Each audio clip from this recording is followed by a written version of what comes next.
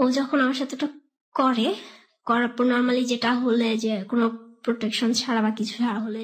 ওকে, আমার সঙ্গে যারা রয়েছেন তাদের সঙ্গে আমি একটু প্রথমেই পরিচয় হতে চাই। আমার সামনে যে রয়েছে আগে প্রথমে আপনি আপনার নামটা একটু বলুন। আমার নাম মাহিনুজ্জাহান মনিকা। মাহিনুজ্জাহান মনিকা।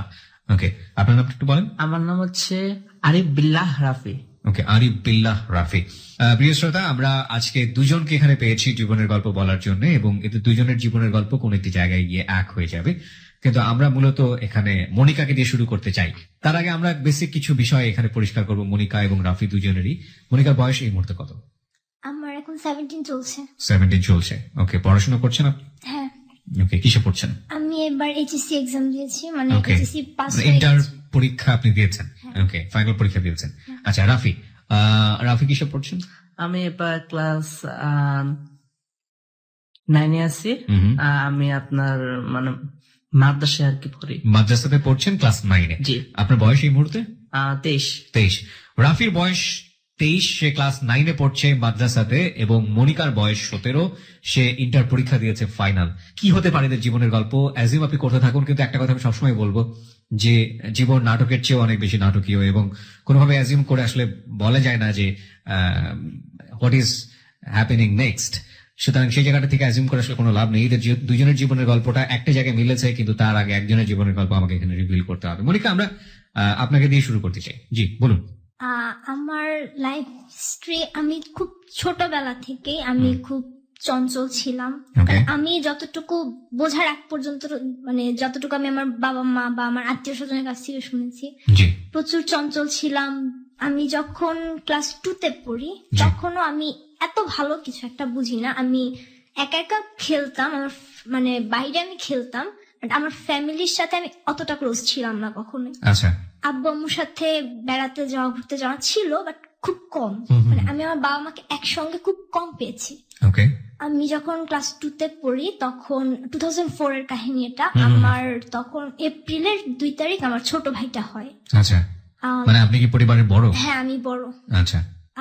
আমার ভাই হওয়ার পর, তো ও এপ্রিলের 2 তারিখে হয়। আমরা 2004 এ একটা বন্যা হয়েছিল মেবি। তো ওই বন্যার সময় মানে আমাদের ফ্যামিলিতে আস্তে আস্তে একটা ভাঙনের মতো শুরু হয়। আমরা ফার্স্টে কেউ কিছু বুঝতে পারিনি যে কেন, আব্বু আম্মুর মধ্যে একটা ডিস্টেন্স। তখন আপনি ক্লাস 2তে পড়েন? হ্যাঁ, তখন আমি ক্লাস 2তে পড়ি। তো একদিন হঠাৎ আমি সকালবেলা আমি ঘুম থেকে উঠে আমি দেখি যে আমার আম্মু কান্না করতেছে। তো আমি তখন বুঝি নাই কেন।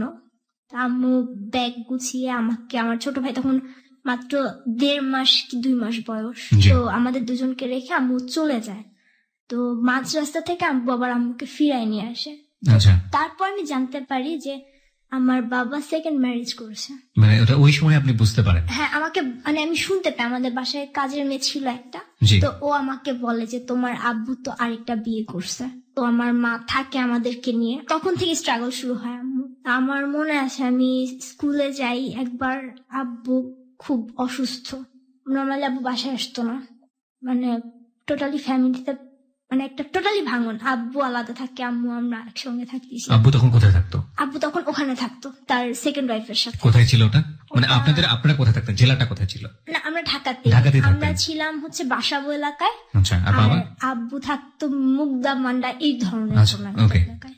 তো আসতো মাঝে মধ্যে, দুপুরে আসতো অথবা রাতে মাঝে মধ্যে আসতো। তো আসতো কি, আব্বু আম্মুর মধ্যে কথা বলা বন্ধ।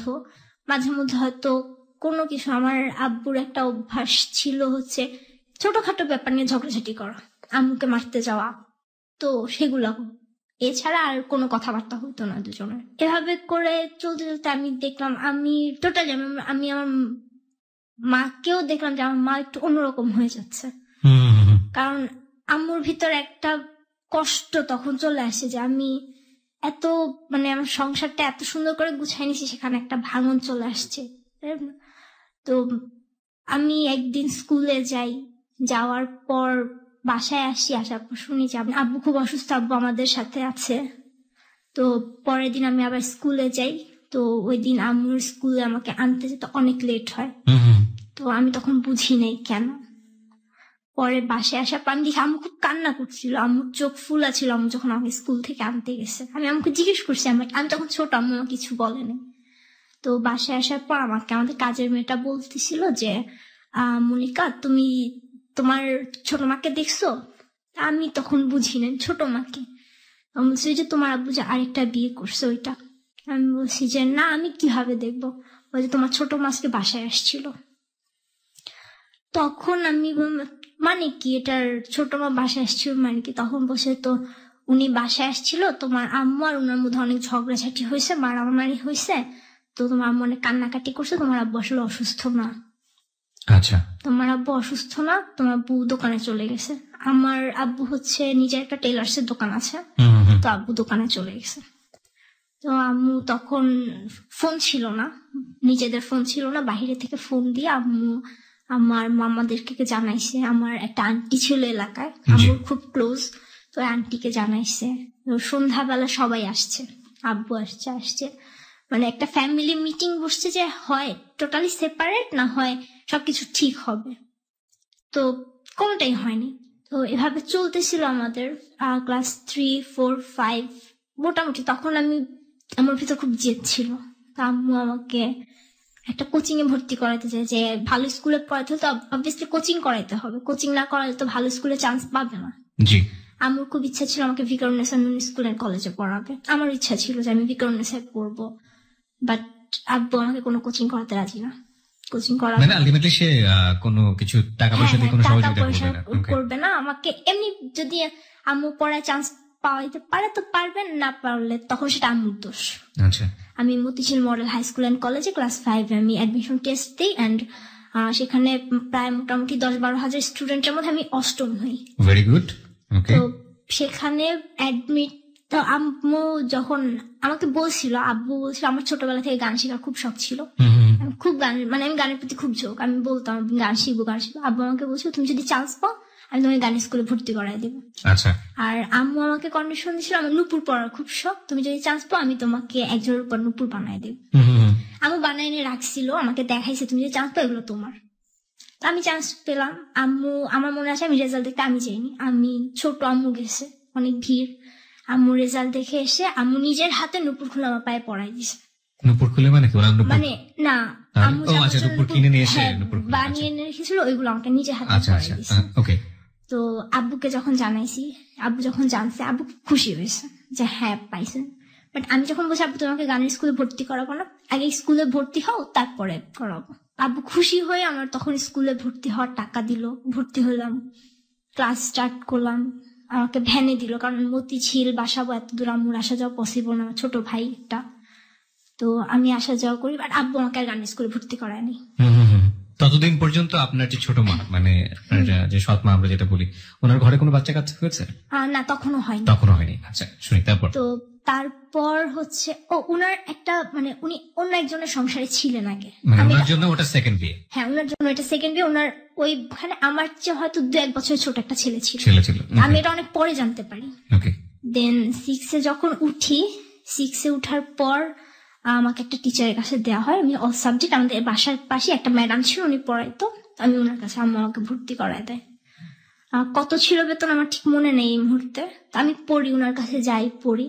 তা আম্মু তখন টোটালি টিউশনিতে ইনভলভ, প্রচুর পরিমাণে। আমি সকাল থেকে রাত পর্যন্ত এর মধ্যে, মানে আমি 6-এ উঠার পর থেকে আমি দেখতে পেলাম যে আব্বু যে 3,000 টাকা দেওয়ার কথা ছিল সেই টাকাও দিচ্ছে না, টোটালি 2,000 বা 2,500 টাকা, তাও ওই যে ভেঙে ভেঙে, ফুলফিল না। তো আম্মুর টাকা দেখা যায় আম্মু আমাদের জন্য কিছু জমাবে। আম্মু খুব চিন্তা ছিল যে আমার ভাইয়ের চেয়ে বেশি আমাকে নিয়ে যায়, আমার তো মেয়েটাকে তো দেখতে হবে। ছেলে তো ছেলের কিছু হইলে কখনো সমাজে কোনো চোখ পড়বে না, বাট মেয়ের জন্য তো আমার কিছু করতে হবে, মেয়ের ভবিষ্যৎ তো অন্ধকার। আম্মু অল্প অল্প করে আমার জন্য টাকা জমাইতো, তারপরও খুব কষ্ট করতে হতো আম্মুকে। আমি 6-এ ওঠার পরেই আব্বু বাসায় রেগুলার মানে খাওয়া দাওয়া স্টার্ট করে, টাকার অ্যামাউন্ট কমায় দেয়, কিন্তু আব্বু দুপুরবেলা খাচ্ছে রেগুলার। আমি যখন বিকালবেলা কোচিং করে বাসায় আসতাম, তা আব্বু আমাকে বলতো আম্মু কোথায়? না, আম্মু তো টিউশনিতে গেছে। না, তোমার আম্মু টিউশনিতে যায় নাই, আমি তোমার আম্মুকে কালকে দেখছি, তোমার আম্মু ওইরকম একটা লোকের সাথে কথা বলতেছে, তোমার আম্মু এরকম একটা লোকের সাথে যাচ্ছে, মানে কথা বলে দেখছি, ঘুরতে যায়। তো আমি এগুলো আম্মু আসতে আমি বলতাম, আম্মু জানো আব্বু এগুলো বলে। তারপর আম্মু বলে তোমার আব্বু কত কিছুই বলবে, তোমার আব্বুর কথা কখনো শুনবা না। তো আমি শুনবো না, বাট প্রতিদিন একই টাইপ কথা। মানে আপনার মা সম্পর্কে আপনার বাবা বলতো এসব কথা? আম্মুর ক্যারেক্টার সম্পর্কে। ওকে, ঠিক আছে। তারপর আমার মাথায় ঢুকে যায়, আমার বলে যে তোমার মা এরকম করে, তুমিও দেখায় দাও। তো তুমিও দেখায় দাও? হ্যাঁ, তুমিও দেখা যাও, তুমিও তারই মেয়ে, তুমি পারো। তোমার মা যদি এগুলো করতে পারে তুমিও পারো, তুমি তো ভালো, তোমার মার সঙ্গ তোমাকে দিতেছে না, তোমার মা তোমাদেরকে ঠিকভাবে যত্ন করতেছে। এটা আপনার বাবা আপনাকে বলতো? হ্যাঁ, আমার বাবা আমাকে বলতো। এরকম রোজার কয়েকদিন আগে আমি একটা ছেলের সাথে, মানে একটা ছেলে আমার সাথে প্রায় ঘুরতো, আমি ভ্যানে আসা যাওয়া করতাম, আমাদের এলাকার একটা ছেলে ছিল। তো ওই ছেলেটা তখন ক্লাস 10-এ পড়ে, আমি 6 or 10-এ। তো ওর নাম ছিল হচ্ছে রায়হান। তো আমাকে মানে লেটার পাঠাইতো, আমি কিছু বুঝতাম না, আমি কখনো খুলে পড়েও দেখিনি যে কি পাঠায়। ছেলেটা কি আপনাদের এলাকাতে থাকতো নাকি? হ্যাঁ, আমাদের এলাকায় থাকতো। আমি জাস্ট উপরে আই লাভ ইউ লেখা দেখে আমি জাস্ট টোটালি কাগজটা ছিঁড়ে একদম কুচি কুচি করে আমি ওই মেয়েটার হাত দিয়েছি, আমি যে তোমাকে দিয়েছে তাকে দিয়ে ফেরত দিয়ে আসো। তো ও বলে কি আমি পারবো না, আমি বলছি না তুমি নিয়ে আসছো, এখন তোমারই দিতে হবে। পরে ও নিয়ে গিয়ে ওই ছেলেটার হাতে কাগজ দিয়ে আসছে। তো দেওয়ার পর ও আমি দেখি যে ছেলেটা কান্না করতেছে। আমার মাথায় তখন আব্বুর ওই কথাটা চলে আসছে যে আমাকেও দেখাইতে হবে, আমিও একটা ছেলের সাথে মিশবো। তো আমি কথা ফার্স্টে বলতে চাইনি, তো ওই মেয়েটাকে ডাক দিছে, ডাক দিয়ে বলতেছে একটু ওকে বলো, আমি একটু ওর সাথে কথা বলবো। কান্না করতেছে। তো পরে আমি ফিরে তাকালাম যে হ্যাঁ কি হয়েছে। তো বলতেছে যে দেখো তুমি আমাকে লাভ করো কি করো না আমি জানি না, বাট আমি তোমাকে লাভ করি। আমি জিজ্ঞেস করলাম দেখেন আমি এসবের কিছুই বুঝি না, ছেলেটা প্রতিদিন এরকম ডিস্টার্ব করতেছে, আসতে যেতে, আমি ভ্যানে আসা যাওয়া করি, আমার সাথে আপুরা আসে, তো ওরা আমাকে বলতো ছেলেটা প্রত্যেকদিন দেখে দাঁড়ায় থাকে, সমস্যা কি? আমি চিনি না, কারণ আমি জানি যদি ওদের কাছে বলি, আমি স্কুলে যদি ব্যাপারটা একটু কথা ছড়ায়, আমি স্কুলে অনেক দুষ্টামি করতাম। আচ্ছা। তো তখন দেখা যাবে আমি হয়তো মানে মেয়েরা সবাই আমাকে ভালো জানে, আমাকে তখন সবাই খারাপ বলতে পারে যে এতটুকু মেয়ে ও আবার ছেলেদের সাথে মিশে। তো আমি বলিনি। পরে একদিন ওই ছেলেটা আবার আমাকে একটা লেটার পাঠায়। তো আপু বলতেছে, ও আমার সাথে যে মেয়েটা ছিল ছোট পিঠা, ও আমাকে বলছে আপু তুমি এটা পড়ে দেখো। আচ্ছা। তুমি এটা ছিল না, তুমি পড়ে দেখো। আমি পড়লাম, আমার ঠিক মনে নেই কি লেখা ছিল, জাস্ট এতটুকু প্রত্যেক লাইনে লাইনে আই লাভ ইউ কথাটা ছিল। আচ্ছা। প্রত্যেক একটা কথার পর আই লাভ ইউ লেখা। তো পরে আমি একটা ছোট্ট একটা কাগজ নিলাম, নিয়ে আমিও এখানে আই লাভ ইউ লিখে আমি ওই মেয়েটাকে দিয়ে পাঠিয়ে দিলাম, দিয়ে আসো। এটা কি আপনি বুঝে করেছিলেন নাকি এমনিতে? না বুঝে, এমনি। ওকে। তো দিলাম, দেওয়ার পর তো খুব খুশি ছেলেটা। তো রিলেশন কি, আমি কোচিং এ যাই আসি বা স্কুলে যাই আসি, আমি যখন স্কুল থেকে বাসায় ফিরি তখন স্কুলে যাওয়ার টাইম, ও রাস্তায় থাকে, দেখা হয়। আমি যখন কোচিং থেকে বাসায় ফিরি তখন ওর স্কুল ছুটি হয়, বেড়ায় থাকে, দেখা হয়। তো কথা কি, হ্যাঁ তোমার আজকে স্কুলে কি কি হয়েছে, তুমি আজকে সারাদিন কি কি করছো, এই 5-10 মিনিট এরকমই রাস্তায় আমাদের গলিতে এরকম কথা। তো এর মধ্যে আমার ফ্যামিলি কিছুই টের পায়নি, কিছুই না। আমাদের এভাবে রিলেশন 1.5 মাস ছিল। তো রোজার প্রায় শেষের দিকে আমার ঈদের, হ্যাঁ ও আমাকে বলছিল যে তোমার কি কোনো লাল কালারের ড্রেস আছে? আমি বলছি হ্যাঁ আছে। বলছিল আমি তোমাকে একটা রিকোয়েস্ট করবো, রাখবা? আমি বলছি হ্যাঁ বলো। তো বলছিল যে তুমি এবারে ঈদে একটা সিঁদুর লাল কালার একটা ড্রেস বানাবা। তো আমি আমার আব্বুকে বলি, কারণ নর্মালি আমি ছোটবেলায় ড্রেস আম্মু কিনে দিত, আর যখন একটু বড় হয়েছে আব্বুই বিভিন্ন ডিজাইন করে, যেহেতু আব্বু নিজের দোকান টেলার্সের, আব্বু বানাই দিত ড্রেস। তো আমি আব্বুকে বলছি আব্বু আমাকে ফুল রেড কালারের একটা সিঁদুর লাল রঙের আমাকে একটা ড্রেস বানাই দিবা। আমি ডিজাইন বলে দিছি, আব্বু আমার জন্য কাপড় কিনে বানায়ও ফেলছে। তো রোজার প্রায় শেষের দিকে ও আমাকে একদিন হঠাৎ করে, আমাদের বাসা ছিল পাশাপাশি বিল্ডিং, তো ওদের বাসার সিঁড়িঘরে যে ভেন্টিলেটর আছে সেটা থেকে আমাদের বাসার রুম দেখা যেত। আচ্ছা। আমাকে একদিন ভেন্টিলেটর এসে ইফতারের আধা ঘন্টা কি 1 ঘন্টা আগে আমাকে ডেকে বলতেছে যে মনে একটু নিচে আসো, কথা আছে তোমার সাথে আমার। তো আমি গেছি, হ্যাঁ বলো কি হয়েছে। তো আমাকে বলতেছে দেখো তোমার সাথে আমার রিলেশনটা রাখা সম্ভব হইতেছে না, তুমি ইফতারের পর তুমি তোমার আম্মুকে কথাটা বলে দিও। তো আমি বুঝিনি, আমি ভাবছি হ্যাঁ রিলেশন রাখা পসিবল কি, আমি আম্মুকে কি বলবো, যে এরকম বলবা যে আম্মু আমি একটা ছেলেকে পছন্দ করি। তো আমাকে ঠিক যেভাবে বলছে, আমি ইফতারের পর আব্বু চলে গেছে দোকানে, আমার ভাই তো ছোট। আমি ঠিক বুঝতে পারিনি, এখানে আপনাকে একটু থামাচ্ছি। আপনাদের রিলেশন যদি রাখা পসিবল নাই হয়, সেটা মাকে কেন বলতে হবে? হ্যাঁ, সেটা আমিও তখন বুঝি নাই, আমি জিজ্ঞেসও করিনি যে কেন। আমাকে বলছে তুমি আম্মুকে ওর সাথে বলে আপনার বয়সের ডিফারেন্স কত ছিল? 4 বছরের। 4 বছরের। ও বলছে আপনার মাকে বলে? হ্যাঁ, আম্মুকে বলে দিতে।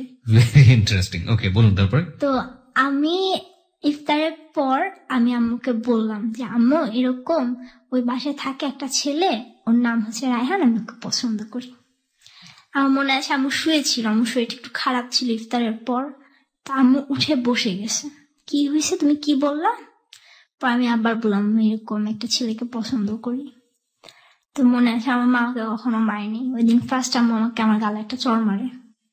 রায়হান আপনাকে এটাই বলতে বলেছে? হ্যাঁ, এটাই বলতে বলছি, তুমি আমাকে এটা বলবা। আচ্ছা, তো পসিবল না তাহলে এটা কোত্থেকে আসলো? রিলেশনশিপ আপনি পছন্দ করেন ছেলেটাকে, সেটা আপনার মাকে বলতে বলছে। হ্যাঁ, তারপরও বলছে যে ও রিলেশনটা রাখবে না। এটা কি না বললে রাখবে না নাকি এমনিতেই না, রাখবে না? ওর কথা হচ্ছে আমি তোমার সাথে রিলেশনটা রাখতে পারবো না, এজন্য তুমি তোমার আম্মুকে বলে দিবা যে আম্মু আমি ওকে পছন্দ করি। ব্যাপারটা কেমন হয়ে গেল না? হ্যাঁ, আমার কাছে এখন মনে হয় যে আসলে এটা কেন ছিল, আমি যখন বুঝতে শিখছি তখন মনে হয় যে কেন ছিল, বাট আমার মাথায় তখন কোনো কোশ্চেন আসে নাই। যদি নাই থাকে তাহলে কেন মাকে বলবো? আমার তখন আমি এসবের কিছুই বুঝি না টোটালি। ও আমাকে যা বলে আমি তাই করি। আমাদের মধ্যে লেটার দেয়া নেওয়া হতো, ও আমাকে যা বলতো আমি ওকে তাই লিখতাম। মানে উল্টোটা করে দিতেন নাকি? ও আমাকে আমি তোমাকে ভালোবাসি, আমিও তোমাকে ভালোবাসি, তুমি দেখতে চাঁদের মতো, তুমিও দেখতে চাঁদের মতো, ব্যাপারটা এরকমই ছিল। বুঝতে পেরেছি। তো যাই হোক, বললো তারপর? তো এরপর আম্মু আমাদের বিল্ডিং এ আমরা থাকতাম 5 তলা, আমাদের 4 তলা একটা আন্টি ছিল, তো আম্মু ওনার সাথে খুব ক্লোজ। ওই আন্টির সাথে যে কোনো ডিসিশন নেওয়ার আগে আম্মু আন্টির সাথে পরামর্শ করে তারপর ডিসিশন নিত। তো আম্মু আমার ছোট ভাইকে পাঠালো যে তুমি একটু তোমার আন্টিকে নিয়ে আসো, আমাকেও পাঠালো যে যাও নিয়ে আসো, কিছু বলবো না, আম্মু ডাকে। তো আমরা গেলাম, আন্টিকে নিয়ে আসলাম।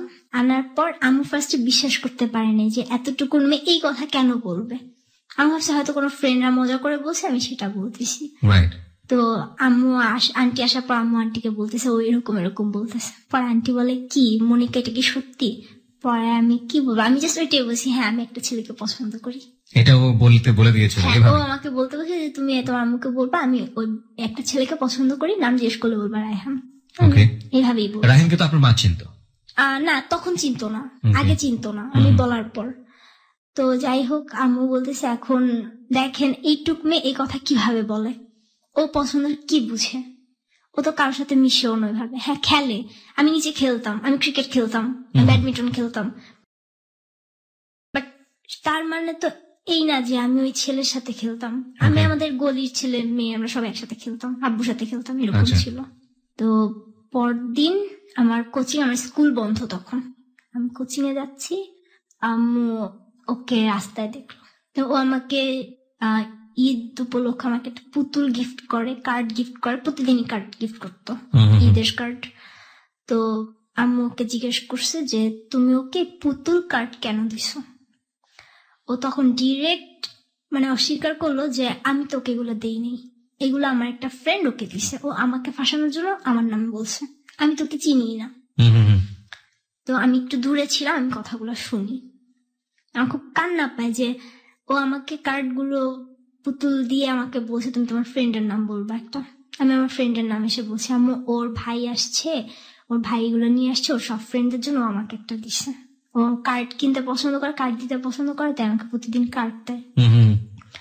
তো আমার খুব কান্না পায়, আমি রাস্তায় কান্না করে দিই অনেক, যে আমি কেন এগুলো করতেছে কেন, আমি তো কিছুই করিনি।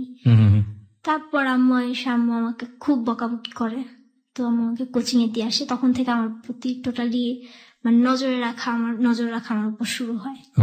সবার মধ্যে একটু খটকা লাগে যে কেন হঠাৎ কি হলো, তো একাই আসা যাওয়া করে, আমাকে জিজ্ঞেস করে ম্যাডাম কি হয়েছে, তো বলছে না কিছুই না, ও একটু অসুস্থ, আপনি ওকে একা ছাড়েন না। ম্যাডাম আমাকে একা ছাড়ে নাই, আম্মু গিয়ে আমাকে নিয়ে আসছে, কোচিং থেকে নিয়ে আসে। আমার টিউশনের ফাঁকে আমার টিউশনিতে একটু বাধা পড়ে। 2 দিন পর আমি যখন কোচিং এ যাই আবার, ও যেহেতু ক্লাস 10 এ ছিল, আর আমার সাথে যে মেয়েটা ওর ছিল ক্লাস 5 এ যে পড়তো, ও হচ্ছে বৃত্তি পরীক্ষা দিবে, আর 10 এ ওদের টেস্ট পরীক্ষা প্রায় কাছাকাছি, ওদের কোচিং চলে, ওদের স্কুল খোলা।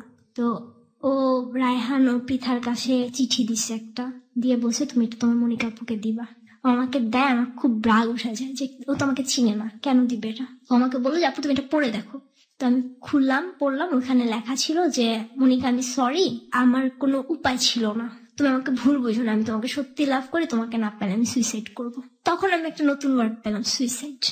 সুইসাইড জিনিসটা কি চিন্তা করতেছি, আমি সুইসাইড জিনিসটাকে ম্যাডামকে জিজ্ঞেস করবো। তো আমার সামনে মেয়েটা বসা ছিল, আমি ওর সামনে চিঠিটা পড়ি।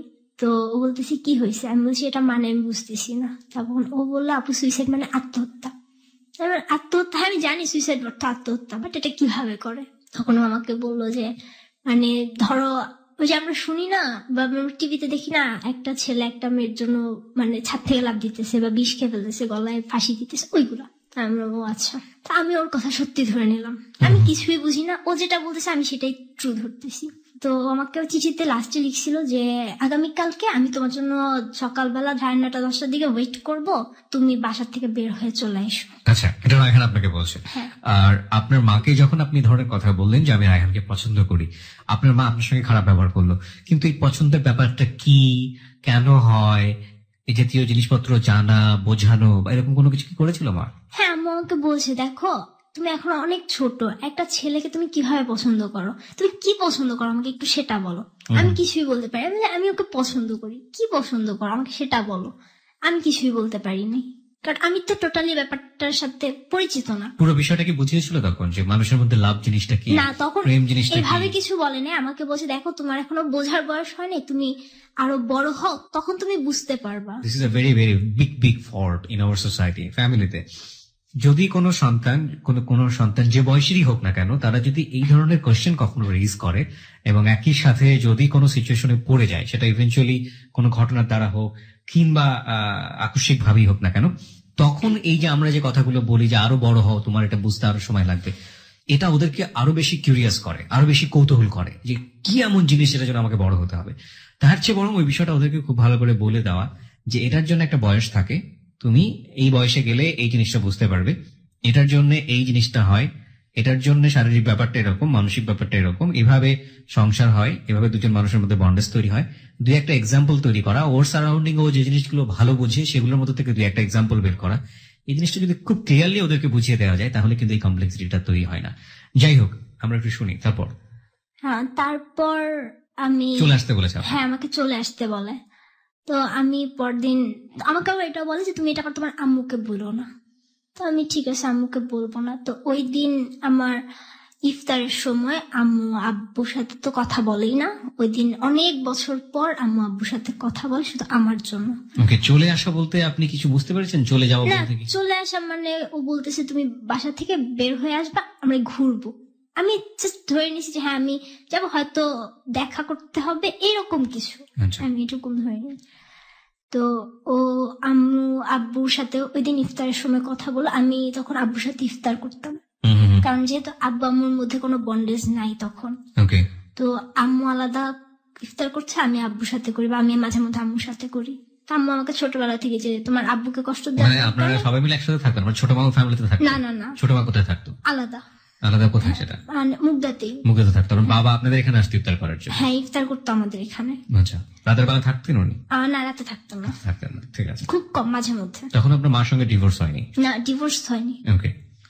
তো তারপর আমি ইফতার করছি, এর মধ্যে আম্মু হঠাৎ করে আব্বুকে এসে বলতেছে তোমার মেয়ে তো একটা ছেলেকে পছন্দ করে। তা বলতেছে ছেলেকে পছন্দ করে মানে কি? বলতেছে ওই বাসায় থাকে এরকম একটা ছেলে, ক্লাস 10-এ পড়ে, ওই ছেলে নাকি তোমার মেয়ের সাথে ছেলের সম্পর্ক। তো আব্বু ভালো মতো কিছু শোনার আগে আব্বু আমাকে অনেক জোরে একটা চড় মারে, এটা আমার মাথায় লাগে।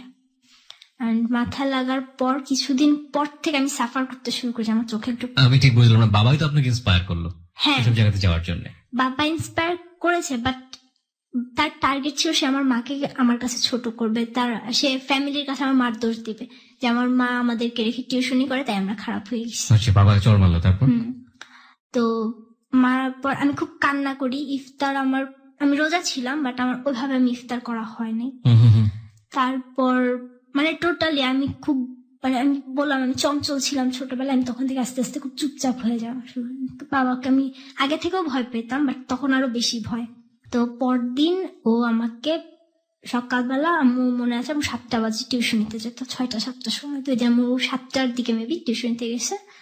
তো আমাকে ওদের ভেন্টিলেটর থেকে আমাকে বলছে তুমি তোমার একটা ড্রেস নিয়ে ব্যাগে করে তুমি নামো, নিচে নামো। আমার ভাই তখন খুব ছোট, আমি 6 এ পড়ি, ওর 3 কি 4 বছর বয়স তখন মাত্র। আচ্ছা। তো আমি ওর কথা মতো আমি একটা ড্রেস ব্যাগে নিয়ে আমি নিচে নামছি। আমাকে বলছে যে তোমার বাসায় ডায়েরি আছে না? আমি বলছি হ্যাঁ আছে। তুমি ওইখানে লিখে রেখে আসো যে তুমি 3-4 দিনের জন্য কোথাও যাইতেছো, তুমি আসবা না বাসায়। আমি ওর কথা মতো ডায়েরিতে ওটা লিখে রেখে আমি চলে যাই। আমার ভাইটা খুব কান্না করে, আমার এখন মনে হয় খুব খারাপ লাগে। আমার এতটুকুন ভাই প্রচুর কান্না করে, আমাকে গেট থেকে বের হতে দেয় না। ও কিভাবে বোঝে যে আপনি কোথাও যাচ্ছেন? আমি খুব তাড়াহুড়া করে বের হইতেছিল প্রচুর। ও আমার কাছে, কারণ ও যখন কাজের মেয়ে পাঠায় দেয় ও তো আমার কাছেই থাকে সবসময়। আমরা দুজন একসঙ্গে থাকি, যত যাই হোক আমরা খেলি দুষ্টামি করি, ওকে আমার সাথেই রাখা। তো আমি আম্মু বাসায় নাই, আমি এত সকালবেলা বের হয়ে যেতে, মানে ছোট মানুষ একা ভয় পায় এরকম আর কি। খুব কান্না করছে, তো আমি ওকে চকলেট দিয়ে কয়েকটা আমি বের হয়ে চলে গেছি। খুব প্রচুর কান্না করতেছিল। তো আবার আমাদের 4 তলার আন্টিকে বলে ব্যাপারটা, আন্টি আপু কই জানি চলে গেছে, বের হয়ে গেছে। ওই বাসার যে একটা ছেলে আছে আপুকে ডাক দিছে, ও তখন কথা বলতে পারে ভালোভাবেই। তো আমি তো গেছি, যাওয়ার পর ওর সাথে আমার যত লেটার গুলো নেওয়া হইতো অনেক লেটার হয়ে গেছিল, মানে আমার বাসায় লুকায় রাখার মতো জায়গা ছিল না। ও আমাকে বলছিল যে তুমি এগুলো ছিঁড়ে ফেলো। আমি ওর সামনে রাস্তায় ওর দিয়ে সব লেটার গুলো ছিঁড়ে ফেলছিলাম, বাট ও আমার দিয়ে একটা লেটারও ছিঁড়ে নেই। ওগুলো সব ওর স্কুল ব্যাগে ছিল। আচ্ছা। ও আমাকে বের হতে বলে, আমি তো আমার ব্যাগ নিয়ে, ওর কোনো ডকুমেন্টস আমার কাছে নাই, জাস্ট পুতুল আর কার্ড গুলো ছাড়া। ওইগুলো আম্মু আমার মনে আছে ওয়ার্ড্রোবের পিছনে ফেলে দিছিল, আমি যেন উঠাইতে না পারি, দেখতে না পারি। আচ্ছা।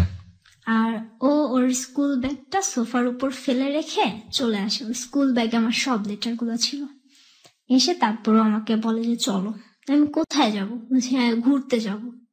তুমি ড্রেস আনতে বলছো কেন? বলছে আমরা বাসা থেকে বের হয়ে গেছি, আমাদের রিলেশন যদি না মানে তাহলে আমরা বাসায় ফিরবো না। আচ্ছা। তো আমি ব্যাপারটা আমি তখন কিছুই বুঝিনি। হ্যাঁ আমি যাই, কি হয়েছে? আমি তখন টিভি দেখি, নাটক দেখি। হ্যাঁ টিভিতে তো নাটক সিনেমা তো হয়, এরকম যায় ছেলে মেয়ে একসঙ্গে যায়, পরে বাবা মা মেনে নেয়, তারপর আমরা মানে আবার ছেলে মেয়ে ফিরে আসে, আমি ওইভাবে ধরে নিছি সেরকমই কিছু একটা।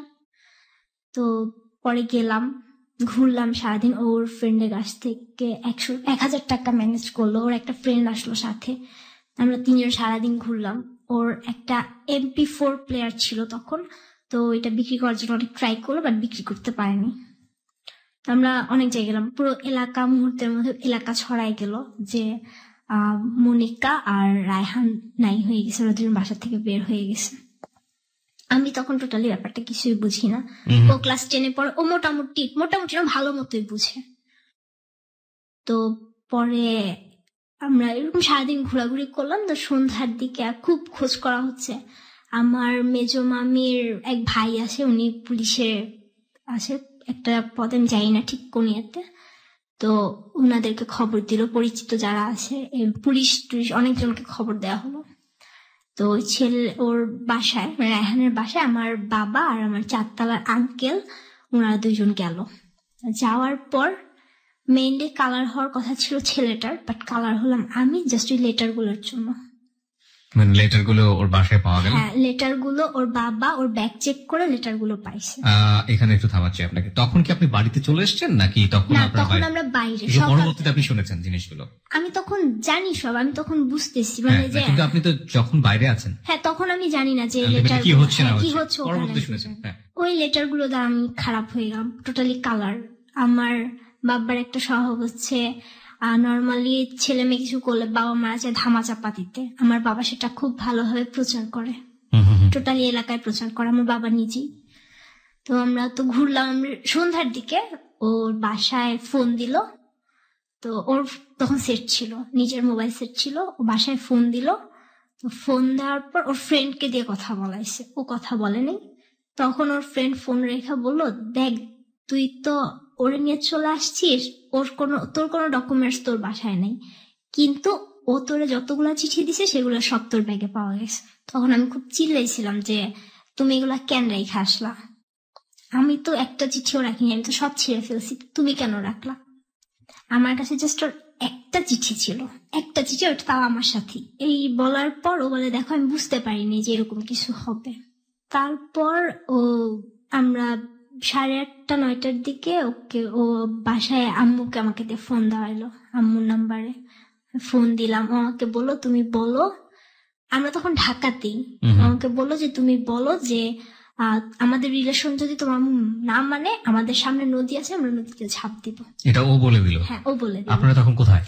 আমরা তখন ঢাকায়, কোন জায়গাটা আমার তখন ঠিক মনে নেই। মানে মুভের উপরে আছেন? হ্যাঁ, মুভের আমরা একটা দোকানের মধ্যে, মানে ওর যে ফ্রেন্ড আছে ওই ফ্রেন্ডেরই বাসার আশেপাশে।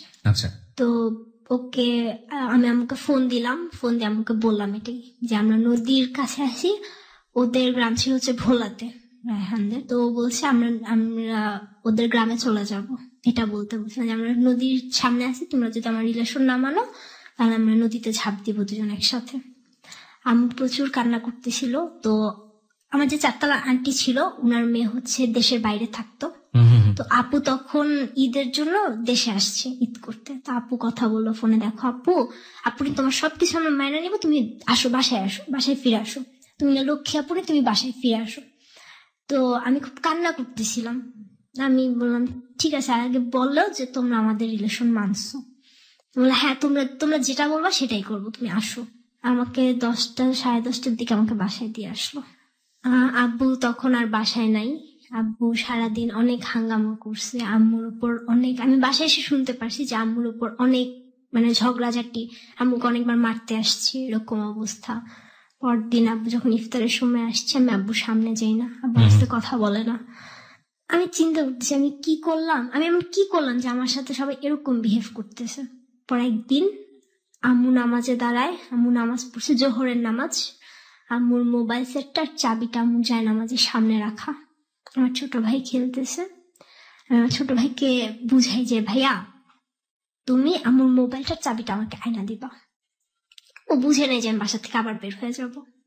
আমাকে আয়না দেওয়ার সঙ্গে সঙ্গে আমি ওকে সরাই দিয়ে আমি দরজাতে বের হয়ে, আমি দরজা বাইরে দিয়ে লক করে রেখে আমি চলে যাই। যাওয়ার পর আমি সেই যে পৃথা ছিল আমার সাথে, আমি ওদের বাসায় যাই।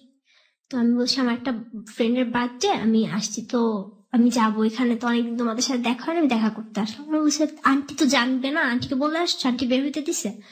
আমি বলছি আমি বাহিরে দরজা আটকে চলে আসছি। আমি বলছি আচ্ছা আমি এখন যাই, আমি পরে তোমাদের সাথে আবার কথা বলবো। আমি বুঝতে পারিনি যে কি হইতেছে বা কি, আমার জিদ ছিল যে আমার সাথে এরকম করবে কেন, আমি বের হবো বাসা থেকে। তো ওরা আব্বুর দোকানটা আমাদের এলাকাতেই, তো দোকানে গিয়ে আব্বুকে বলে যে আঙ্কেল আপু তো আবার বের হয়ে গেছে। আম্মুর কাছে তো মোবাইল নেই, আম্মু জানাইতেও পারতেছে না সঙ্গে সঙ্গে। আমি আবার ঘুরতে ঘুরতে ওর যে ফ্রেন্ডটা আমাদের সাথে ছিল ওদের এলাকায় চলে গেছি। তো ওর ফ্রেন্ডটা আমাকে দেখার পর ও আমাকে বলে কি ব্যাপার, তুমি এখানে কি করো? এর মধ্যে পুরো এলাকায় ছড়াই গেছে মনিকা একা বাসা থেকে বের হয়ে গেছে। তো রায়হানের ফ্যামিলি রায়হানকে আটকায় ফেলছে বাসায়, ওকে বের হইতে দেয় না, ওর মোবাইল নিয়ে গেছে, কারণ ওরা ভাবছে আমি হয়তো ওর সাথে যোগাযোগ করব।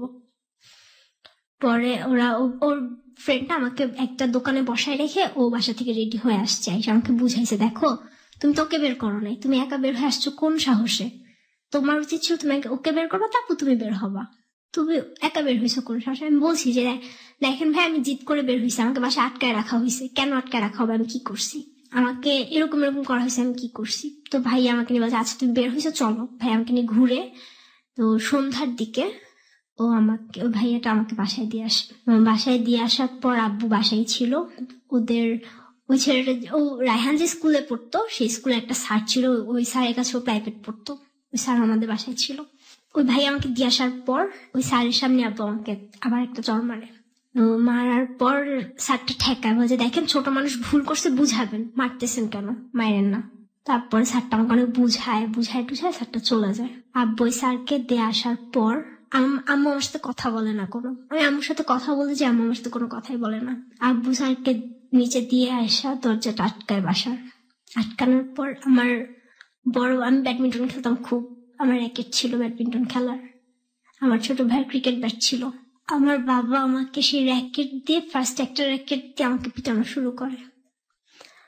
তো আমি কান্না করব কি, আমার কান্না মানে আমার চোখ দিয়ে পানি পড়তেছে, আমার মুখ দিয়ে কোনো শব্দ বের হইতেছে না, আমাকে প্রচুর মারতেছে। আমি পরে হঠাৎ করে দেখি আমার হাতে রক্ত, ঘরে রক্ত ছিটকায় পড়ছে, ওইটা দেখে আমি চিৎকার দিছি, রক্ত দেখে ভয় পেয়ে চিৎকার দিছি।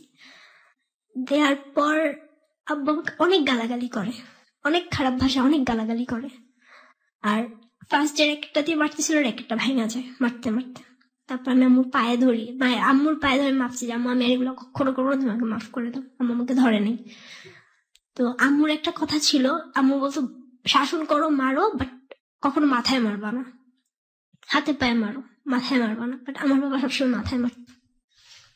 তো 2টা র্যাকেট ছিল, 2টা র্যাকেট আমাকে মারতে মারতে ভেঙে ফেলছে। লাস্ট পর্যন্ত সে আমার ভাই ক্রিকেট ব্যাটটা নেয়, আমাকে ওইটা দিয়েও পিঠে আমার মাথা ফাটায় ফেলে। এরপরে যখন আব্বুর একটু হাত কাটে, আব্বু ব্যাট ফালায় দিয়ে আব্বু বলে এইরকম মেয়ে আমার দরকার নেই, আমার এরকম মেয়ে থাকার চেয়ে আমার একটা ছেলে, আমার কোনো মেয়ে নেই। এই কথা বলে আব্বু রান্নাঘর থেকে বটি নিয়ে আসে।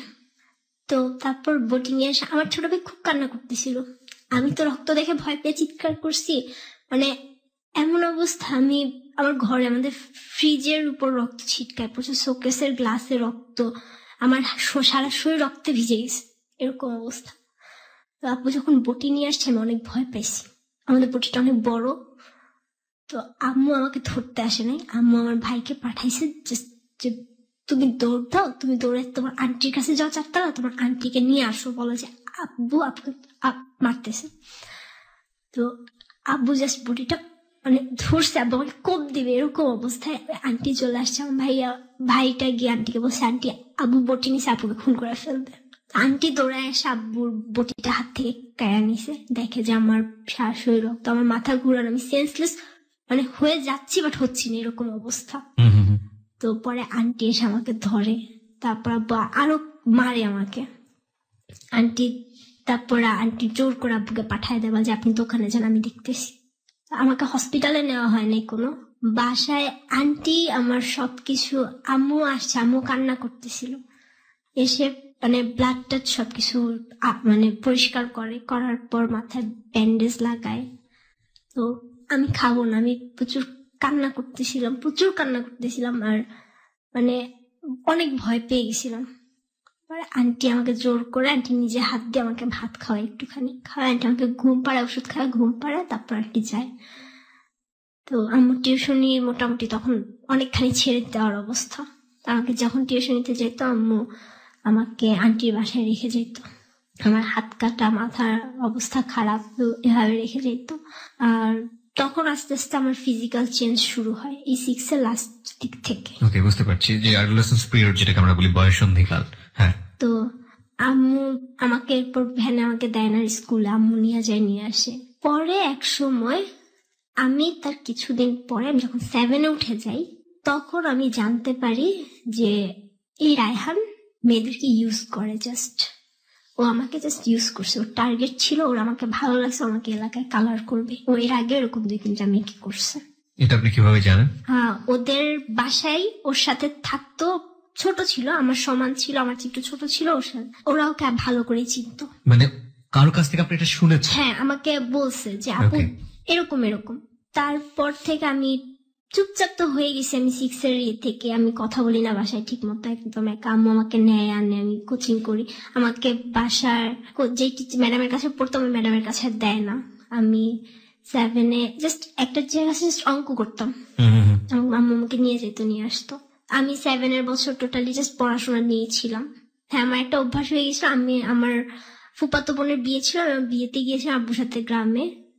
তো গ্রামে যাওয়ার পর আমার ফুফাতো বোনের বিয়েতে আমি 2000 টাকা পাই। সেখান থেকে 1100 টাকা দিয়ে আমার একটা রেডিও কিনে, আমাকে নিয়ে গিয়ে রেডিও কিনে, আমার রেডিও শোনার অভ্যাস হয়ে গেছিল। প্রচুর রেডিও শুনতাম। তখন থেকে আমার ভিতরে একটা শখ জেদ চেপে গেছিল যে আমি আরজে হব। আমি যে আম্মুকে বলতাম, আম্মু আমি তো গান শিখতে পারিনি, আমি আরজে হব। তা আম্মু বলতে পড়াশোনা করো, বড় হও, সব হইতে পারবা। তখন আপনি কোন ক্লাসে পড়েন? ক্লাস 7-এ। তখন আপনি ক্লাস 7-এ পড়েন। ওকে।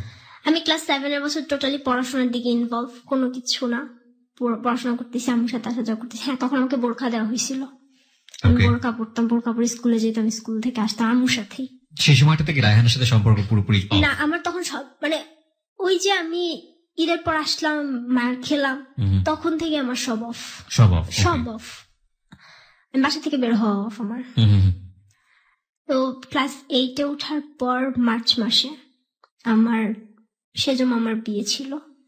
তো তখন ওই একই বিল্ডিং এর রায়হানরা তখন বাসা ছেড়ে চলে গেছে। একই বিল্ডিং এর আমাদের বাসা থেকে দেখা যায় ওদের রুম, ওই বাসায় আরেকটা ফ্যামিলি আসে, ওখানে একটা ছেলে ছিল, ওরা 3 ভাই ছিল আর 1 বোন ছিল। বড় ছেলেটা যে সে আমাকে ইশারা ইঙ্গিত মানে যেভাবে আমার আকর্ষণ করা যায়, আমাকে দৃষ্টি আকর্ষণ করা যায় এরকম করতো। আমি ফার্স্টে পাত্তা দিতাম না। তো তারপর আবার ফাজলাম করতে করতে না মানে কি হয়, তখন আমার ফ্রেন্ড ছিল 2-3 জন, তখন আমাদের মধ্যে বয়ফ্রেন্ড কি জিনিস সেটা নিয়ে কথা হতো। ওকে, তখন আমি একটু একটু বুঝি যে হ্যাঁ একটা ছেলের সাথে একটা মেয়ের কি ধরনের রিলেশন হইতে পারে। আমি কথা বলি এসি। তো ওই ছেলেটা আমাকে নাম্বার দেয়। আমি একদিন স্কুল থেকে ওকে ফোন দিই। তো ফোন দিয়ে আমি বলি যে ওর নাম ছিল হচ্ছে রানা। আমি ফোন দিয়ে বলি যে হ্যাঁ কে, আমাকে বলতেছে কে। পরে আমি বলছি বলেন কে হতে পারে। আপনি রানা ভাইয়া না? বলছে হ্যাঁ। তো পরে অনেক রিকোয়েস্ট করার পর আমি আমার নাম বলি, কারণ স্কুল থেকে ফোন দিয়েছি, নর্মালি ওইসব স্কুল থেকে ফোন দেওয়া যায় না, গার্ডিয়ানদের ফোনে কন্ট্যাক্ট করে টিচাররা দিয়ে তারপর দেয়। আমি অনেক কষ্ট করে অনেক কাহিনী করে আমি ফোন দিয়েছিলাম। আর আম্মুর ফোন আম্মু আমাকে তখন ধরতে দেয় না। আর পরে এরকম কথাবার্তা হয়। একদিন আম্মু বাসায় ফোন ভুল করে রেখে যায়, আমি ওকে ফোন দিই, হ্যাঁ আমি এরকম। তারপর বল যে এটা কার নাম্বার? আম্মুর নাম্বার। ঠিক আছে, আমাকে প্রপোজ করে। কয়েকদিন আমি একটু ঘুরে ফার্স্টে বল যে আচ্ছা তুমি আমার সাথে প্রেম করা লাগবে না, আমরা ফ্রেন্ড হয়ে থাকি। আচ্ছা ঠিক আছে। আমরা বেশি দিন ছিলাম না ফ্রেন্ড হয়ে, 1 মাস। এরপর থেকে আমাদের রিলেশন, কিভাবে রিলেশন হয়ে গেছে বলতে পারবো না, হয়ে গেছে। ও আমাকে আই লাভ ইউ বলছে, আমিও বলছি। ওর সাথে রিলেশন বলতে কি কোনো কিছুই ছিল না আমাদের, যে রেগুলার ফোনে কথা বা কোনো লেটার দিচ্ছি নিচ্ছি এরকম কিছুই না।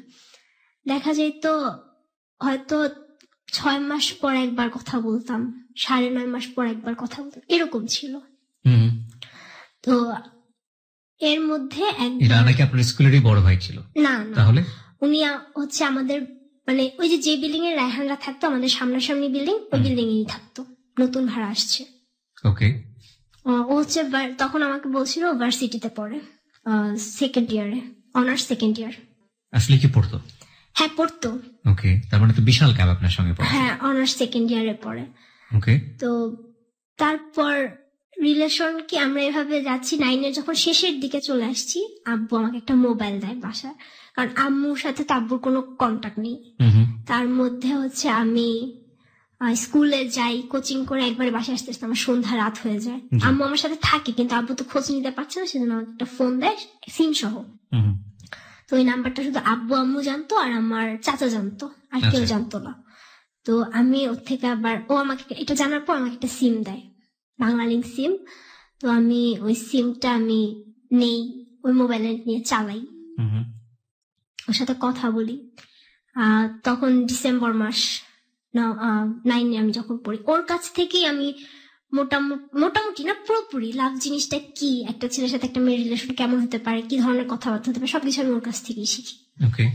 আমি বুঝতাম না, মানে আমার নিজের কাছেই ভাবতে অবাক লাগে যে আমি তখন কিছুই বুঝতাম না। ইভেন আমি ওকে একবার জিজ্ঞেস করছি, আমাদের বাসার ওখানে একটা মেয়েকে রেপ করা হয়েছিল, আমি ওকে জিজ্ঞেস করছি আচ্ছা রেপ জিনিসটা কি। তো তখন আমাকে বলছিল তুমি বুঝো না? আমি বলছি না। তখন আমাকে বলছিল আচ্ছা আমি তোমার বাসায় আসি তোমাকে বুঝাই দিয়ে যাই। পরে আমি বলছি না দরকার নেই। এভাবে করে আমার 9 শেষ করলাম, ক্লাস 9 আমি নিউ 10-এ উঠলাম। উঠার পর ফেব্রুয়ারি মাসের দিকে ও একদিন আমাকে খুব রিকোয়েস্ট করলো যে দেখো তোমার সাথে তোমার এতদিনের রিলেশন হয়ে গেছে, আমরা জাস্ট ফোন একটু কথা বলি, দেখা হলে হয় না হলে নেই, আমি জাস্ট তোমার হাতটা একটু টাচ করবো, কিচ্ছু আমি তোমাদের বাসার সিঁড়িতে আসবো, জাস্ট তোমার হাতটা একটু টাচ করবো। আমি বলছি এটা তো পসিবল না। না প্লিজ, আমি তোমার জাস্ট হাতটা একটু টাচ করবো।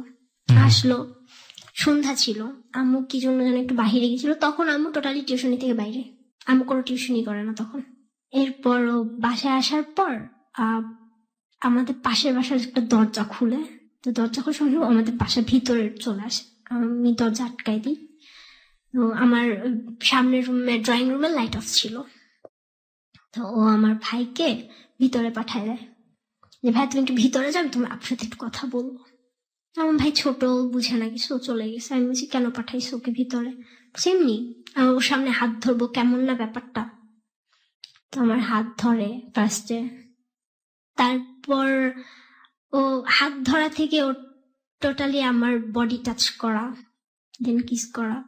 এক সময় মানে আমার ভিতরে কোনো ফিল কিছুই ছিল না, ও জোর করে আমার সাথে ফিজিক্যাল রিলেশন করে ফেলে ওই সময়টাতে। হ্যাঁ ওই সময়টাতে আমি জাস্ট কান্না করতেছিলাম, করার পর চলে গেল। তো আমি ওকে আবার আমার বাসায় আনি, ও আবার সেম কাহিনী করে।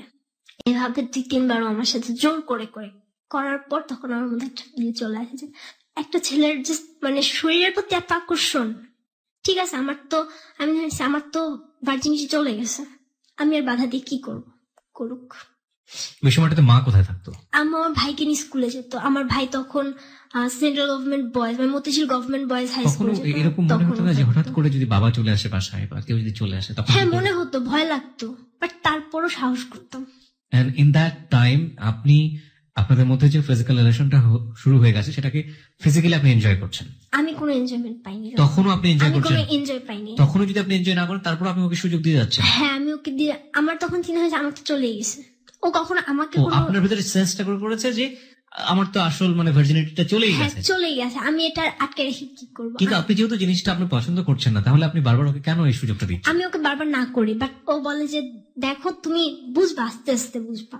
সামহাও আপনাকে কনভিন্স করে? হ্যাঁ আমাকে ও কনভিন্স করে। ওকে, তখন আপনি কোন ক্লাসে পড়ছেন? ক্লাস 10-এ। ক্লাস 10-এ পড়ছেন, ওকে। এভাবে আসে প্রতিদিন না, মানে মাসে সপ্তাহে 1-2 দিন এরকম? সপ্তাহে 1-2 দিনও না, মাসে 2 দিন বা 3 দিন এরকম।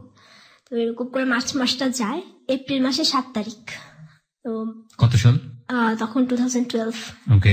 আমি যখন ওই দিনও শনিবারই ছিল মেবি, আমার এর আগে মানে বৃহস্পতিবার আমি স্কুল মিস দিই, ওই শনিবার আমার স্কুল বন্ধ ছিল। তো ও যখন আমার সাথে এটা করার পর নর্মালি যেটা হলে যে কোনো প্রোটেকশন ছাড়া বা কিছু ছাড়া হলে মানে কনসেপ্ট করার ব্যাপারটা আপনি জানতেন, জিনিসটা জানতেন? না আমি তখন বুঝিনি। তখন আপনি জানেন না? আমি জানি না। ও আপনাকে বিষয়ে কিছু বলেনি? না কিছু বলেনি। ওকে। তো ও শনিবার দিন আসলো, আসার পর ওর কথা ছিল তোমার কি কোনো শরীর খারাপ লাগে? আমি হ্যাঁ আমার শরীর খারাপ লাগে বলতে কি আমার এমনি ভালো লাগে না। আর তখন একদিনের মধ্যে তো কিছু হওয়ার কথাও না, বাট ও ব্যাপারটা ধরতে পারছিল যদি কিছু হয়ে যায় তখন ও ফাঁসবে। আমার শরীর খুব অসুস্থ, আমি মাথা ব্যথা ছিল প্রচুর। আমি একটু থামাচ্ছি, আপনাদের তার মানে যে যেটাকে বলি যে সেফ যে শারীরিক সম্পর্ক সেটা ছিল না? না, উইদাউট প্রোটেকশন। হ্যাঁ উইদাউট প্রোটেকশন। ওকে।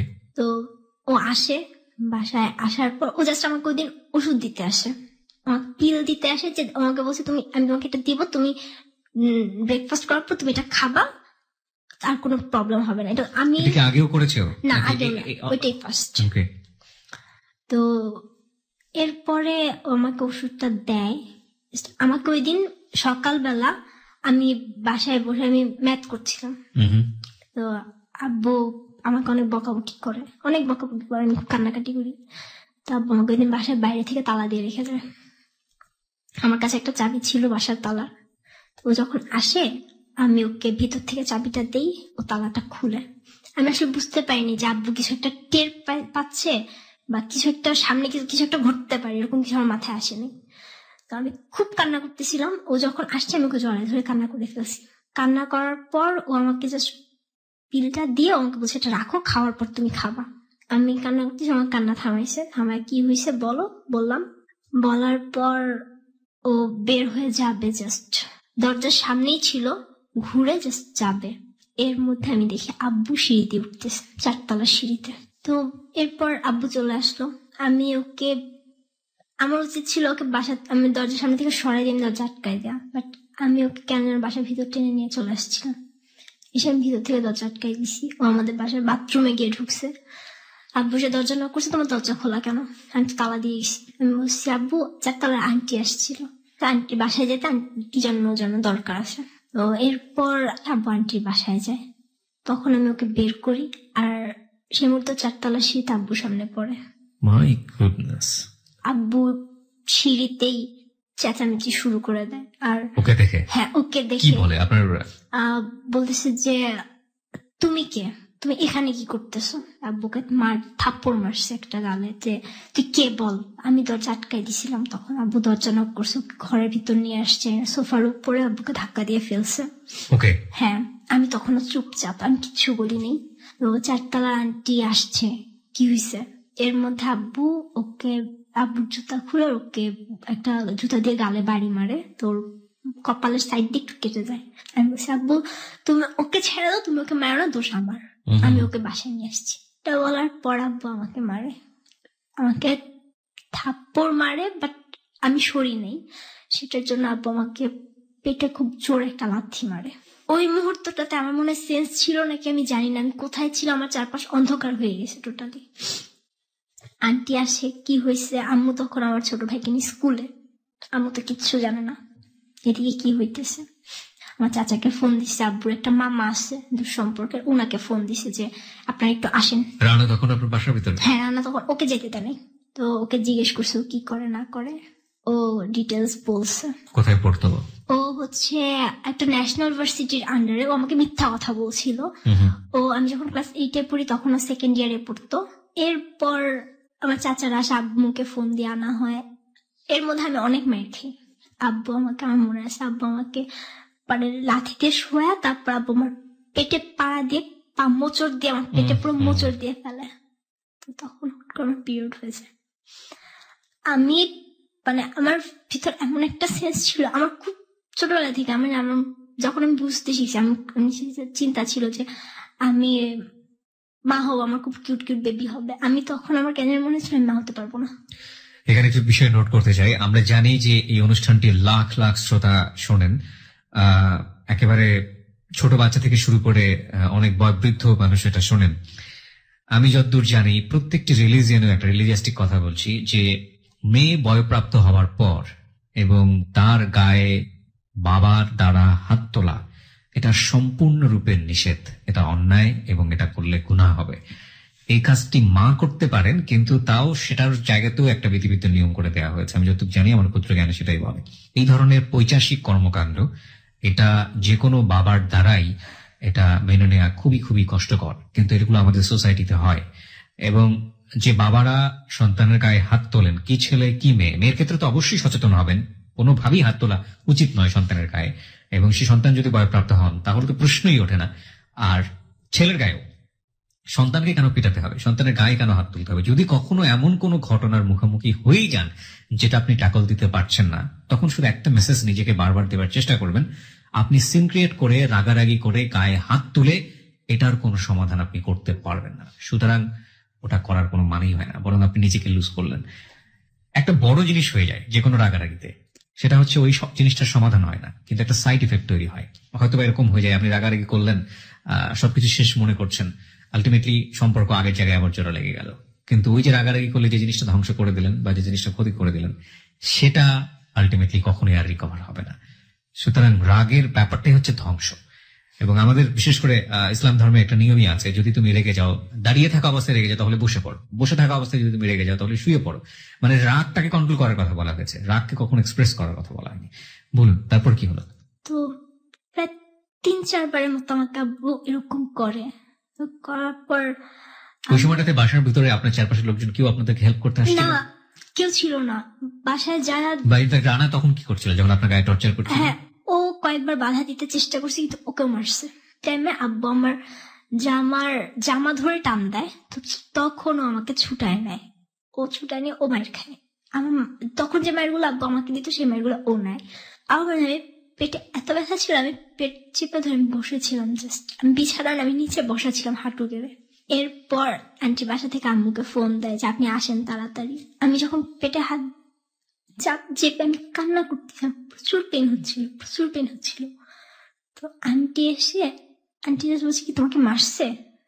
পর আমি জাস্ট মাথা নাড়ছি, আমার মুখ দিয়ে কোনো কথা বের হয়নি। এর মধ্যে আমাকে ইশারা করছে যে তুমি পিলটা খেয়ে ফেলো, দেখলে প্রবলেম হবে। তো আমি পিলটা খেয়ে ফেলছি। আমি তারপর যখন ওয়াশরুমে গেছি তখন আমি দেখতে পাইছি যে আমার এটা পিরিয়ড হয়ে গেছে। এটার পর তো আন্টি আম্মুকে বলছে, আম্মু আমার ভাইকে ইমার্জেন্সি স্কুল থেকে, যেহেতু সরকারি স্কুল একটা নির্দেশের নামি দামি স্কুল, ওখান থেকে আনা যায় না, অনেক বলছে যে আমার মেয়ে অসুস্থ হয়ে গেছে, সেন্সলেস হয়ে গেছে, বাসায় হসপিটালে নেওয়ার কেউ নেই, বলে আম্মু নিয়ে আসছে। তো আম্মু আসার পর এই সিচুয়েশন দেখে আম্মু মানে দরজাতে আম্মু ঢুকতেও পারে নাই। আব্বু এখানে সিন ক্রিয়েট করতেছে, মানে আমাদের একটা বড় একটা লাঠি ছিল, ওটা দিয়ে নর্মালি কোনো পোকামাকড় বা ইঁদুর এই জাতীয় কিছু মারার জন্য। আব্বু ওই লাঠিটা নিয়ে আম্মুকে একটা বাড়ি মারে। ফরচুনেটলি ওইটা আম্মুর গায়ে লাগেনি, ওয়ালের সঙ্গে লেগে লাঠিটা 2 ভাগ হয়ে যায়। আমার পেট ব্যথা, আমি দাঁড়াইতে পারতেছি না। তারপর আমি আম্মুকে এসে জড়াই ধরছি, আমি বলছি যা করছি আমি করছি, তুমি আমার মাকে মারবা কেন? আমার চাচা মনে আছে, আমাদের বাসায় 3-4টা বেদ ছিল, আব্বু রাখতো সবসময়। তো আমার চাচার বেদ দিয়ে আমার চাচা আমাকে পিটাইছিল এই ঘটনার পরে। ওই দিনই সঙ্গে সঙ্গে আমার চাচা যখন আসছে এসে আমাকে পিটাইছিল। আর আমার মা আমাকে জাস্ট শলার যে ঝাড়ু থাকে, বিছানার ঝাড়ু, ওই ঝাড়ুর পিছনে দিয়ে জাস্ট আমার হাতে একটা বাড়ি দিয়েছিল। আমি কানতে রানা তখনও ঘরে? হ্যাঁ, রানা তখনও ঘরে। ওকে বেরোতে দিচ্ছে না? ওকে। আপনি বলছিলেন যে আপনাদের বিল্ডিং আর বিল্ডিং পাশাপাশি ছিল, তাহলে তো ওর বিল্ডিং এ জেনে যাওয়ার কথা। হ্যাঁ, সবাই জেনে গেছিল, বাট মানে বাড়িওয়ালা তো ইন্টারফেয়ার করার কথা না, কেউই না। তো এরপরে আমার চাচা আম্মুকে অনেক বকাবকি করে। ফার্স্টে আম্মু ভাবছিল যেটা হয়তো আব্বুর কিছু একটা করা, যে আব্বু কোনো একটা সিন ক্রিয়েট করে জাস্ট হয়তো আমার পড়াশোনা কোনো একটা ব্যাঘাত ঘটাতে যাচ্ছে, বা আম্মু যেন টোটালি মানে মেন্টালি একটা প্রেশারে থাকে, এই ধরনের কিছু করতে যাচ্ছে। বাট পরে দেখা গেল আলটিমেটলি সেটা না, আমি রিলেশনে জড়িত। ও আম্মুর সাথে কথা বলতেছিল, আম্মুকে বলছে আন্টি ভুল যা করছি, আমরা ভুল করে ফেলছি, আপনি মাফ করে দেন। দেখেন আমি যদি এখন ওকে বিয়ে করি আমি ওরে পালবো কিভাবে, আমি তো স্টুডেন্ট। তারপর ও চলে যায়। ও যাওয়ার মুহূর্তে আমার ছোট ভাই আমাকে পরে বলে যে আপু ভাই আমাকে বলতেছিল যে তুমি আমাদের অনেক হেল্প করছো, সেজন্য তোমাকে অনেক থ্যাঙ্কস। তো পরে আমি কোচিং করলাম, স্কুল করলাম, আবার রেগুলার শুরু হলো। কোচিং এ আমার একটা টিচার ছিল, তো ওনার সাথে আমি খুব ক্লোজ ছিলাম। আমি ওনার সাথে আমার সবকিছু শেয়ার করতাম, উনি আমার লাইফের সবকিছু জানতো। আমি বোঝা থেকে তখন পর্যন্ত সবকিছু, জাস্ট ফিজিক্যাল রিলেশন এটা আমি কাউকে বলিনি। কম্পিউটার আমি ওনার কাছে একা পড়তাম, আমি ওনাকে বললাম যে দেখেন এরকম এরকম হয়েছে। আমার যখন মোবাইল আসে তখন আমি ওনার নাম্বার, ওনার সাথে আমি ফোনে কথা বলি, আমি টিচারের কথা মতো সবকিছু করি। এর মধ্যে ওরা আমার সাথে অনেকবার কন্ট্যাক্ট করছে, আমার ফ্রেন্ডদের সাথে কিভাবে নাম্বার জোগাড় করে কন্ট্যাক্ট করছে, আমার সাথে দেখা করতে চায়। একদিন আমি ওর সাথে দেখা করি, বাট তখন দেখলাম ওর মেন্টালি টোটালি আমার জন্য টান না, আমার ফিজিক্যালি ওর টান, ও আমার সাথে আবার করতে চায়, আমি করিনি।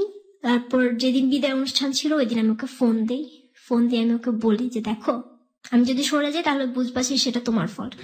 আমি যখন রেজাল্ট দেখলাম, নর্মালি গোল্ডেনটা পরে জানা যায়, আমি প্লাস দেখে আমি আমার মাকে জড়ায় ধরে আমি রাস্তায় কান্না করছি। আপনি প্লাস পেয়েছেন? হ্যাঁ। ওকে, সায়েন্স থেকে ছিল নাকি? কমার্স থেকে। আমি আমার বাবাকে গিয়ে বললাম, আমার বাবা আমার সাথে কথা বলেনি। তো রাত্রেবেলা আমার স্যার আমাকে ফোন দিল যে মনিকা তুমি মোবাইলে দেখো, মোবাইলে ফুল রেজাল্ট দিতেছে সাবজেক্ট ওয়াইজ। তারপর যখন আমি মোবাইলে দেখলাম আমার গোল্ডেন আসছে। Golden A plus? কত সালে? 2013 মতিঝিল থেকে? মডেল থেকে। Okay. College life start, totally new একটা লাইফ। তখন আমি একটা ছেলের সাথে আমি আবার রিলেশন করি। রিলেশন বলতে আমার তখন মেন্টালিটি ছিল আমি ছেলেদের ইউজ করব। কেন এটা মেন্টালি তৈরি হলো? আমি জানি না কেন, বাট আমার ভিতর চলে আসছে আমি ছেলেদের ইউজ করব। কি ছেলেটার নাম কি ছিল? তানভীর। ওকে। তারপর এই মোবাইল দেওয়ার পর আমি ওর সাথে কন্ট্যাক্ট করি। ও তখন আমার সাথে ফ্রেন্ডশিপ, নট লাভ, এই ধরনের কিছু না। একদিন আমি আমার মার কাছে ধরা পড়ে যাই। আমি আমাকে বলি আম্মু দেখো সাথে আমার জাস্ট ফ্রেন্ডশিপ আর কিছু না, বাট আম্মু আমাকে বিলিভ করেনি। আমি অনেক উল্টাপাল্টা কথা বলেছিল। আমি আমার আম্মুর সাথে রাগ করে আমি অনেকগুলো ওষুধ খাই। তারপর আমাকে ওয়াশ করায় নিয়ে আসার পর আমি তখন আবার টোটালি সুস্থ, আমি পড়াশোনা করতেছি ভালোভাবেই। মাঝখানে আমার হঠাৎ করে কেন যেন মনে হলো যে রানা আমাকে সত্যি লাভ করে, আমি ওকে ঠকাইছি। এটা চিন্তা করে আমি ওর কাছে আবার ব্যাক করলাম। বাট ব্যাক করার 1.5 মাসের মাথায় আমি জানতে পারলাম ওর একটা ফ্রেন্ডের মাধ্যমে আসলে আমাকে লাভ করে নাই কখনো, ও আমাকে টোটালি ইউজ করছে। তারপর আমার সাথে রিলেশন হয় হচ্ছে শাওনের। 1 মাসের রিলেশন ছিল, বাট ও আমার সাথে রিলেশনটা করে টাকার জন্য। আরেকটা মোমেন্টস যেটা আমার লাইফে অনেক কিছু চেঞ্জ করে দিছে, আমি যে কোচিং এ পড়তাম ওই কোচিং এরই ফার্স্ট ইয়ার, দেখো সেকেন্ড ইয়ারে ফার্স্ট ইয়ার একটা ছেলে নতুন স্টুডেন্ট আসছে, ও আমাকে মনে করতো আমি ফার্স্ট ইয়ারে ওদের সাথে স্টুডেন্ট। তো আমার সাথে কথা বলতে ট্রাই করতো, বাট কখনো পারেনি। ওকে ফোন দেই, ওর সাথে কথা বলি। তো একদিন আমার সাথে দেখা করতে আসে, ওকে আমি আমার টোটাল লাইফ হিস্ট্রি বলি। তো বলার পর ও বলে যে আমি তোমার সবকিছু মাইনে নিয়ে আমি তোমার সাথে রিলেশন করব। বাট ও আমার 1 বছরের জুনিয়র ছিল। তারপর আমি রিলেশন করলাম। রিলেশন করার 1 মাসও হয়নি, কয়েকদিনের মাথায় হঠাৎ করে ওর মাথায় কি হলো জানি না, আমার ফ্রেন্ডের সাথে আমার সাথে আমার 2টা ফ্রেন্ড ছিল, একজনের নাম হচ্ছে মাটি আর একজনের নাম সূচনা। তো ওদের 2জনকে নিয়ে আমার ওর সাথে রিলেশন। মাটির সাথে খুব ভালো আন্ডারস্ট্যান্ডিং ছিল। ওকে ফোন দিয়ে বলছে যে আমি মনিকার সাথে ফিজিক্যাল রিলেশন করব, তুই আমাকে হেল্প করতে হবে। তারপরে তো ও মাটিকে বললো, মাটিকে অনেক কষ্টে ও কনভিন্স করলো। পরদিন আমি মাটির বাসায় গেলাম, এমনি যাই, প্রতিদিনই যাই নর্মালি, কোচিং এর পর তো গেলাম। যাওয়ার পর ও আসলো, আসার পর তখন আমি বললাম কি হয়েছে, তখন বলতেছে ও তোর সাথে ফিজিক্যাল রিলেশন করবে। আমি বলছি ইম্পসিবল, আমি করবো না। লাভ মানে কি এইটা, লাভ মানে কি ফিজিক্যাল রিলেশন, আমি করবো না। মাহমুদ আমাকে বলতেছে যে তুমি তো শাওনের সাথে ফিজিক্যাল রিলেশন করছো, এই জন্য তুমি এখন আমার সাথে করতে চাইতেছো না। আমি বলছি আমি শাওনের সাথে ফিজিক্যাল রিলেশন করিনি, আমার লাস্ট রান্নার পর আমার কারোর সাথে আমার কোনো ফিজিক্যাল রিলেশন হয়নি। তো ওর সাথে আমার 4 মাসের রিলেশন ছিল। 4 মাসের মধ্যে মোটামুটি প্রায় অনেকবার আমার সাথে রিলেশন হয় ফিজিক্যালি। ওর সাথে রিলেশনের পরে আমি এফবি আইডি খুলি, আমি ফেসবুক আইডি চালাচ্ছি। তো তখন আমার অবস্থা এমন হয়ে গেছে, আমি মেন্টালি সিক হয়ে যাইতেছি। আমি তখন খুঁজতেছি আমার এখন টোটালি আমার মেন্টালি সাপোর্ট দিতে পারবে, আমার এরকম একজন মানুষ আমার লাগবে। এর মধ্যে আমার মাহমুদের সাথে যতবার ফিজিক্যাল রিলেশন হয়েছে ততবারই আমার ফ্রেন্ডরাই আমাকে ওই মাটির কথা বললাম, আমাকে উদ্বুদ্ধ করছে। একটা বিষয় আমি একটু ছোট করে আপনার কাছ থেকে জানার চেষ্টা করি, এই যে আপনি এত বড় বড় মানে শারীরিক সম্পর্কে জড়িয়ে আছেন, এগুলো সবার সাথে আপনি শেয়ার করতেন? মাটি বা আপনার ফ্রেন্ড সবাই জানতো? না, সবাই জানতো না। তাহলে বিষয়গুলো নিয়ে বারবার কেন চেস করছে সবাই? এটা শুধু মাটি করতেছিল, কারণ মাটি জানতো শুধু, মানে মাহমুদের সাথে আমার যে রিলেশনটা ছিল ফিজিক্যালি, এটা ওই রানার পরে যে ছেলেটার সাথে আপনার রিলেশন হয় তার নাম কি ছিল? আর তানভীর। ওটা এন্ড হলো কিভাবে? ওটা এন্ড হলো হচ্ছে আমি ওই যে ওষুধ খেলাম রাগ করে। আচ্ছা। রাগ করে ওষুধ খাওয়ার পর আম্মু আমাকে বললো, মানে আমি আমাকে বুঝাইতে চাই যে আমার এই ধরনের কিছুই না, এবং তারপর থেকে যোগাযোগ বন্ধ করে দিয়েছে। আমি টোটালি যোগাযোগ বন্ধ করে দিয়েছি। তানভীরের পরে যে ছেলেটা আসলো তার নাম কি? শাওন। শাওনের সঙ্গে আপনার শারীরিক সম্পর্ক ছিল না, কিন্তু এই সম্পর্কটা এন্ড হলো কিভাবে? এটা ও আমাকে অ্যাভয়েড করতো, একটা পর্যায়ে গিয়ে অ্যাভয়েড করেছে। ওই টাকাটা যখন নিল টাকার পর থেকে অ্যাভয়েড। এরপরে যে আসলো তার নাম কি? মাহমুদ মূলত চাইতো আপনার সঙ্গে এই ধরনের সম্পর্ক চালাতে, এবং মাহমুদের সঙ্গে আপনি তখন কন্টিনিউ করছেন। ওকে, তারপর? আর তখনই আমার পরীক্ষার মধ্যে, আমার এই পরীক্ষা আমার এমন একটা দিনে যে আমি টোটালি রিভাইজ করা ছাড়া, পড়া ছাড়া আমি পরীক্ষা দিয়ে আসছি, বোর্ড এক্সাম, ইন্টারমিডিয়েট। হ্যাঁ, ইন্টারমিডিয়েট বোর্ড এক্সাম। আমি একটা দিনও বই নিয়ে বসেছিলাম, বাট আমি পড়তে পারিনি। My goodness. এসএসসি তে গোল্ডেন প্লাস পাওয়া একটা স্টুডেন্ট, ইন্টারমিডিয়েট তার কি অবস্থা? এটা অনেক পরীক্ষিত সত্য। আমি আমার স্টুডেন্ট লাইফে দেখেছি, মানে আমার সাথে পড়াশোনা করেছে এরকম বন্ধু, এসএসসি তে সুপার ব্রিলিয়ান্ট রেজাল্ট এবং খুবই ভালো রেজাল্ট, কিন্তু ইন্টারমিডিয়েটে পাসই করেনি। এরকম অনেক ঘটনা বাংলাদেশে ঘটে। যাই হোক, বলুন তারপর। আমি মেন্টালি টোটালি পিস খুঁজতেছি যে আমার একটা মেন্টাল সাপোর্ট লাগবে, আমি এইভাবে থাকতে পারতেছি না। আমি এক্সাম দিলাম, আমি এক্সাম দেওয়ার পর আমি প্রচুর কান্না করছি। আমার টার্গেট ছিল আমি এখানেও গোল্ডেন পাবো, বাট আমি বলছি আম্মু আমি গোল্ডেন হয়তো বা পাবো না, আমি প্লাস পাবো, এটুকু আমি শিওর ছিলাম, বাট গোল্ডেন পাবো না। তারপর এফবিতে এরকম ফ্রেন্ড, নিউ ফ্রেন্ড, মানে আমাকে যে রিকোয়েস্ট পাঠায় আমি সবই অ্যাকসেপ্ট করি, খেয়াল করি না। এরকম 2 জনের সাথে আমি কন্ট্যাক্ট করলাম, এফবিতেও চ্যাট করি, নাম্বার দিল, নাম্বারও চ্যাট করলাম, বাট 2 জনের মেন্টালিটি, যে 2 জনের সাথে আমি চ্যাট করলাম, কথা বললাম, মাহমুদের সাথে আমার তখন রিলেশন আছে, সেই অবস্থায় আমি দেখলাম ওদের মেন্টালিটিও একই, সবাই ফিজিক্যাল রিলেশনের ব্যাপারে ইনভলভ, মানে সবাই শুধু চায় না আমি তোমার সাথে ফিজিক্যাল রিলেশন করবো। ফেসবুকে ওরা আমার বাজে বাজে পিক চাচ্ছে, বাট আমি দেইনি। রোজার ঈদের পর হঠাৎ করে আমার আইডিতে একটা রিকোয়েস্ট আসে, আরিফ বিল্লাহ রাফি নামে। আরিফ বিল্লাহ রাফি মানে আমাদের এই মুহূর্তে যিনি প্রেজেন্ট আছে। ওকে। তো আমি জানি না, আমি সব রিকোয়েস্ট আমি দেখার সঙ্গে সঙ্গে একসেপ্ট করে ফেলছি, বাট ওর রিকোয়েস্ট একসেপ্ট করার আমি কেন যেন মানে একটু দ্বিধাদ্বন্দ্বের মধ্যে ছিলাম, কি একসেপ্ট করব কি করব না। কত সালে আসছে এটা? কত সালে কথা বলছেন? 2000 এই সালেই, জুলাইয়ের ঘটনা। জুলাই মানে এই কিছুদিন আগে যে জুলাই মাস গেল, রোজার ঈদের পরপরই। ওকে। তো আমি ওর পুরো প্রোফাইলটা দেখি, ওর প্রোফাইলে ছিল ও শামসুল হক খান স্কুল অ্যান্ড কলেজ থেকে SSC pass, Cambrian school and college থেকে এইচএসসি, আর ঢাকা ইউনিভার্সিটিতে পড়ে। অনেক দ্বিধাদ্বন্দ্বের পর আমি ওকে একসেপ্ট করি, করার পরও ওর সাথে আমার চ্যাট শুরু হয়। ওই ফার্স্ট আমাকে নক করে, তো নক করার পর এরপর ও আমাকে বলে ওর আরেকটা আইডি আছে রাফেদ চৌধুরী, মানে রাফায়েদ হাসান রাফেদ নামে। তো ও আমাকে ওই আইডি থেকে আমাকে অ্যাড পাঠায়, আমি ওকে একসেপ্ট করি, ওর সাথে আমার চ্যাট শুরু হয়। আমি ওকে আপনি করে বলে আমাকে তুমি করে বলে, হ্যাঁ মন খারাপ। তো একদিন আমি ওর ফোন নাম্বার চাই, আমি নিজেই চাই ওর ফোন নাম্বার, আমাকে ফোন নাম্বার দেয়, আমাদের ফোনেও কথা হয়। তারপর 2-1 দিন পর ও আমার সাথে দেখা করতে চায়, আমি তোমার সাথে মিট করবো আমার ফ্রেন্ড, জাস্ট ফ্রেন্ড হিসেবে। তো আমি তখন অ্যাডমিশন কোচিং করছি। ও যে রাতে আমার সাথে কন্ট্যাক্ট করে যে আমি আসবো কালকে শিওর, ও আমাকে বলছে ও 11টার দিকে আমি আসতে বলছি, আমার 11:20 পর্যন্ত এক্সাম। তো আমাকে বারবার বলতেছিল যে আমার ওয়েট করতে ভালো লাগে না, আমি টাইম মতো আসবো বাট আমার ওয়েট করতে ভালো লাগে না। আমি খুব এক্সাইটেড ছিলাম এফবিতে ফার্স্ট কারোর সাথে এভাবে ডিরেক্ট মিট করা। আমি ওকে বলছি ঠিক আছে, আমার তো এক্সাম 11:20 পর্যন্ত, আমি ট্রাই করবো যত তাড়াতাড়ি আসা যায়, প্লিজ আমার যদি লেট হয় তুমি রাগ করো না। তো ও আসলো, আমি এক্সাম দিয়ে অনেক দ্রুতই, তারপরেও ওকে আমি 20 মিনিট ওয়েট করাইছি। আসলাম, দেখা হইলো, বেলি রোড দিয়ে আমরা হাঁটতেছি, কথা বলতেছি, হাঁটতে হাঁটতে আমরা রমনায় যাই। রমনায় গিয়ে আমরা বসতেও পারিনি, এর মধ্যে আমাকে মাহমুদ বারবার ফোন দিতেছে, কোথায় তুমি? আমি বলছি আমি কোচিং করে আমি আমার ফ্রেন্ডদের সাথে আসি। রাফির ইচ্ছা ছিল ও আমার কোচিংটা দেখবে, ও আমাকে ওইখান পর্যন্ত পৌঁছায় দিয়ে ও চলে যাবে। ও চায় নাই যে আমার মাহমুদের সাথে আজ কোনো ধরনের কোনো মানে অকারেন্স হোক। আমরা মাহমুদ সম্পর্কে কি আগে থেকেও জানতো? হ্যাঁ, রাফিকে আমি সবকিছুই বলছি ফেসবুকে। হ্যাঁ, ফ্রেন্ড হিসেবে আমি ওকে সবকিছু, আমার লাইফে সবকিছু শেয়ার। ফেসবুকে না, ফোনে। ওকে। তখন আমরা রিক্সা দিয়ে যাওয়ার পর আমরা একটা মোড়ে নামি, কারণ বেশি দূর রিক্সা নিয়ে গেলে কোনো টিচারের সামনে বা আম্মুর সামনে পড়ে গেলে প্রবলেম। ওই দিন মাহমুদের টার্গেট ছিল ও আমার সাথে আবার ফিজিক্যালি রিলেশন করবে, আমি চাইনি। আমি বলছি আচ্ছা আমি কোচিং এ যাই। না, আপনারা যে এসব চাইতেন যে আপনাদের মধ্যে এই ধরনের অবৈধ শারীরিক সম্পর্ক, এটা যে হচ্ছে, এটা কোথায় আপনার প্লেস গুলো কোথায় বের করতেন? প্লেস ছিল ফ্রেন্ডের বাসা ছিল। এক্স্যাক্টলি, ফ্রেন্ডের বাসা। ওকে, বলুন তারপর। আমি কোচিং এ চলে যাচ্ছি, কারণ আমি তখন বাসাবু থেকে বাসা শিফট করে আম্মুর সাথে আম্মুর একটা সেপারেশন, ডিভোর্স না জাস্ট সেপারেশন হয়ে গেছে, দুজন আলাদা থাকা শুরু করছে। আমরা ধানমন্ডিতে চলে আসছি, সেজন্য আমি তাড়াহুড়া করে যাচ্ছি যে আমার আগে আগে বাসায় যেতে হবে, সন্ধ্যা হয়ে যাবে না হয়। ও আমাকে ফোন দিয়ে নিয়ে গেছে যে না তুমি আসো, তোমার সাথে আমার কথা আছে জাস্ট 5 মিনিট। মানে আমি চিন্তা করলাম আমার অবাক লাগে কিভাবে এটা পসিবল হয়েছে, আমি জানি না। আমার সাথে সিঁড়িতে ফিজিক্যাল রিলেশন করার আবার। আমি বের হওয়ার পর রাফি আমাকে ফোন দেয় তুমি কোথায়? আমি বলছি যে আমি এখন ওর সাথে। তারপর আমি বাসে উঠলাম আম্মুর সাথে, বাসে উঠে আমি খুব কান্না করতেছি, আমি ওকে মেসেজ দিতেছি যে আমি মরে যাবো, আমার বাঁচার কোনো ইচ্ছা নাই।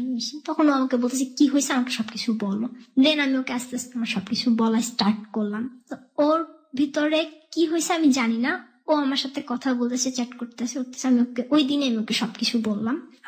তারপর 25 তারিখ, জুলাইয়ের 25 তারিখ, মানে ও আমার সবকিছু জানে, আমি ওকে ফোনে সবকিছু বলছি মেসেজে। 26 তারিখ হঠাৎ করে মানে ওর কথাবার্তা শুনে আমার কেন যেন মনে হচ্ছিল ও আমাকে লাইক করে। হ্যাঁ, রাফি আমাকে লাইক করে। তো আমি তখন 26 তারিখ মানে 12টার পর রাত্রেবেলা, 25 তারিখ রাত 12টার পর আমি ওকে জিজ্ঞেস করলাম মেসেজ দিয়ে যে ডু ইউ লাভ মি? তো রাফি তখন বললো যদি বলি হ্যাঁ। তো আমি বলছি না আমি হ্যাঁ না, আমি ডিরেক্ট অ্যান্সার চাই, হ্যাঁ অথবা না। তখন আমাকে বললো হ্যাঁ আই লাভ ইউ। দেন ও আমার কাছে জানতে চাইলো, বাট আমি কনফিউজ, আমি জানি না আমি লাভ করি কিনা। আমি বলছি দেখ আমি জানি না, আমি বলতে পারবো না। আপনি যে তখন মাহমুদের প্রতি ফলেন, মাহমুদ আপনার জীবনে আছে, সেটা তো রাফি জানতো? হ্যাঁ, সব জানতো। জানার পরে সে আপনাকে কিভাবে প্রপোজ করে? প্রপোজটা আমি জানি না ও কেন করছে, মানে আমি ওকে জিজ্ঞেস করছি, ও আমাকে হ্যাঁ বলছে। রাফি এখানে আছে। রাফি, যেটা হচ্ছে যে মনিকা তো সবকিছু শেয়ার করতে আপনার সঙ্গে, তাই না? এবং এটা জানার পরেও আপনি ওকে কেন প্রপোজ করেছিলেন বা ওকে ভালোবাসলেন কেন? না, আমি আসলে কোনো সময় সাহস পাইতাম না যে আমি ওকে মনে করবো যে মনিকা আমার খুব তোমাকে খুব ভালো লাগে না, কিন্তু ওর লাইফে তো একটা ছিল একজন। হ্যাঁ আমি জানি ছিল, জাস্ট ওর লাইফ স্টোরিটা আমার কাছে এরকম করছে যে একটা মেয়ে এত কিছু সাফার করছে, যদি একজনকে যদি ভালোবাসে ট্রুলি সে ছাড়বে না, কোন দিন সে ছাড়বে না। আমি শুধু এইটুকু জানতাম। এই রিলেশন 26 তারিখে আমাদের দুজন ও আমাকে আই লাভ ইউ বললো, আমি সকালের দিকে আমি ওকে বললাম। 2 দিন পরে রিলেশন হওয়ার পরের মিট, ওই দিন টোটালি টার্গেট নিয়ে বের হয়েছে আমি মাহমুদের সাথে রিলেশন ব্রেকআপ করে ফেলবো। এর মাঝখানে মাহমুদ আমাকে যত ফোন দেয় আমি ওকে টোটালি অ্যাভয়েড করে স্টার্ট করলাম। ও আমাকে মেসেজের উপর মেসেজ দেয়, কল দেয়, আমি কলও রিসিভ করি না, মেসেজেরও রিপ্লাই দিই না, টোটালি অ্যাভয়েড করতেছি। ও আমাকে থ্রেট দিতেছে যে তুমি যদি আমাকে রিপ্লাই না করো আমি আন্টিকে বলবো, সবকিছু বলবো। আমি তারপর রিপ্লাই করি না। দেন আমি ওই দিন যখন আমাদের মিট হলো, ও আর আমি 2টা পর্যন্ত ঘুরলাম। 2টা বাজে আমি কোচিং এর কাজ দিয়ে আমি আম্মুর সাথে, আম্মু যে কোচিং এ জব করে আমি ওইখানে গেলে আমি আর আম্মু একসাথে বাসায় চলে আসবো, ওইখানে যাচ্ছি। তো মাহমুদ ওই দিন কোচিং থেকে বের হয়ে ও আমি যেখানে কোচিং করি ওইখানে দাঁড়ায় ছিল। তো আমি আমার ফ্রেন্ড যে নূপুর, ওকে বলছি মাহমুদ যদি তোকে ফোন দেয় কিছু দেয় তুই বলবি মনিকা কোচিং এ ক্লাসে আছে। আর কিছু বলবি না। তোকে যদি রাস্তায় দেখে বলবো অফিস রুমে কাজ করতেছে, তো তুই মানে ও এখন দেখা করতে পারবে না, ও আসবে পরে। ও যেন মাহমুদ যেন আমাদেরকে দেখতে না পায়, আমরা অন্য দিক দিয়ে চলে যাচ্ছি। এর মধ্যে মাহমুদ আমাকে ফোন দিছে, কোথায় তুমি? আমি এক মধ্যকে বলছি আমি তোমার সাথে রিলেশন রাখবো না, আমার ভালো লাগে না। আমি রাফিকে পাঠাই দিলাম যে তুমি সামনে চলে যাও, এদিকে দাঁড়ানো, দেখলে প্রবলেম হবে। ও আসলো। তো এর মধ্যে মাহমুদ বলতেছে আন্টি আমাকে বলছে তুমি আমার সাথে কোচিং এ যাওয়ার জন্য, আমি আন্টিকে সবকিছু বলছি, আন্টি সব জানে। তার 2 মিনিট আগে আমার সাথে আম্মুর কথা হয়েছে, আমি বলছি আম্মা আমাকে কথা কিছু বলে নাই, তুমি যাওয়া লাগবে না, আমি একাই যেতে পারবো। আমার পিছন পিছন আসতেছে, দেন আমাকে বারবার রিকোয়েস্ট করতেছে মনিকা প্লিজ তুমি যাও, আমি জানি তোমার রাফির সাথে তোমার কিছু একটা হয়েছে। আর ও আমাকে আরেকটা কথা বলতেছে মাটির কথা তুলে, যে মাটি আমাদেরকে সেদিন দেখছে, মাটি বলছে রাফি মাটির সাথে মাটিদের ক্লাসে পড়ে, মাটি যে ব্যাচে কোচিং ক্লাস করে সেই ব্যাচে রাফি মাটির সাথে কোচিং করে। আমি বলছি ও যা ইচ্ছা তাই করে, তোমার সমস্যা কি? তোমার কাছে তোমার কৈফিয়ত দিতে হবে না। এটা বলে তো রাস্তায় আমার গলা টিপে ধরে মাহমুদ। হ্যাঁ মাহমুদ। তারপর আমরা গেলাম, ও রাফির সাথে দেখা, ও রাফির সামনে একটা ছুরি নেয়, মানে রাস্তায় যে টং দোকানগুলো থাকে ওখানে যে ছুরি থাকে, একটা ছুরি নেয়, নেয়ার পর ছুরিটা নিয়ে কতক্ষণ নাড়াচাড়া করে আবার রেখে দেয়। এরপরে আম্মুর কাছে যায়, গিয়ে আম্মুকে অনেক উল্টাপাল্টা কথা বলে যে আম্মু তখন জানে যে আমার কারো একজনের সাথে রিলেশন আছে, বাট কার সাথে সেটা আম্মু জানতো না। তো আম্মুকে বলে যে আন্টি আপনি তো জানেন একজনের সাথে আপনার মেয়ের রিলেশন, সেই ছেলেটা আমি। তো আম্মুর পা ধরে কান্নাকাটি করে। পরে আম্মু বলে দেখো এটা কখনোই পসিবল না, তুমি একটা ছোট ওর যে জুনিয়র একটা ছেলে, তুমি কিভাবে ওর সাথে রিলেশন করো, এটা তো কখনোই হইতে পারে না। ও আম্মুকে অনেক উল্টাপাল্টা কথা বলে। ও বলে আমি ওর বাসায় গেছি, ওর সাথে আমার মানে হাজব্যান্ড ওয়াইফের মধ্যে যে ধরনের সম্পর্ক হইতে পারে ওর সাথে আমার সব হয়েছে, শুধু বিয়ে করাটা বাকি। এর মধ্যে এই করতে করতে আমরা রাস্তা দিয়ে যখন যাচ্ছি তখন মাহমুদ একটা সিন ক্রিয়েট করে, একটা গাড়ি আসতেছিল, ও গাড়িটার সামনে চলে যায়, গাড়িটাকে ধাক্কা মারে। ও কিছু হয়নি, জাস্ট হাত একটু ছিলে গেছিল। তারপর ও যে এলাকায় ছিল কলোনিতে, ওইখানে ওর বড় ভাই যারা আছে ওরা বলে বড় ভাই ইসি, ওনারা কয়েকজন চলে আসে, তো সম্পূর্ণ জানতে চায় ব্যাপার কি ইসি। তো আমি বললাম যে দেখেন এরকম তেমন কোনো কিছুই না। আম্মু বলে যে দেখেন তেমন কোনো কিছুই না, কোচিং এর পরে এখন এরকম করতেছে। রাফি তখন আমাকে আর আম্মুকে পাঠায় দেবে যে আপনারা যান, আমি এদিক সামলাচ্ছি। আমি আর আম্মু বাসে উঠে চলে আসি। তারপর থেকে আমার রাফির সাথে কন্টিনিউয়াসলি যাচ্ছে। আম্মু জানে, আম্মু আমাকে জিজ্ঞেস করছে ও কি করে না করে। রাফি আমাকে যেটা বলছে যে ও AIUB থেকে ও BBA কমপ্লিট করছে সফটওয়্যার ইঞ্জিনিয়ারিং এর উপরে, ওর MBA করবে। তো আমি আম্মুকে সেগুলাই বলি। এর মধ্যে রাফি আমাকে বলছে ওর ফ্যামিলিতেও জানাই দিছে। আম্মু বিলিভ করতো না, আম্মু কোনো ছেলেদের বিলিভ করে না। মাঝখানে যেটা হয়েছে, ওকে একদিন আমি আমার বাসায় আনি, আমাদের কোনো কিছুই না, জাস্ট আমাদের ইচ্ছা ছিল জাস্ট আমরা এমনি জাস্ট হাগ করবো, কিস করবো, এতটুকুই। বাট ওই দিন আনফর্চুনেটলি ওর সাথে আমার ফিজিক্যাল রিলেশন হয়ে যায়। টোটালি ওরও কোনো ইচ্ছা ছিল না, আমারও কোনো ইচ্ছা ছিল না। এরপর আমাদের ফার্স্ট মান্থ খুব ভালো কাটলো। সেকেন্ড মান্থ আমাদের এই 25 তারিখে আমাদের 2 মাস হলো। 1.5 মাস টোটালি ভালো, তেমন কোনো প্রবলেম না। হ্যাঁ আম্মু মাঝে মধ্যে প্রবলেম করতো, আমি পড়াশোনা খুব কম করতেছি।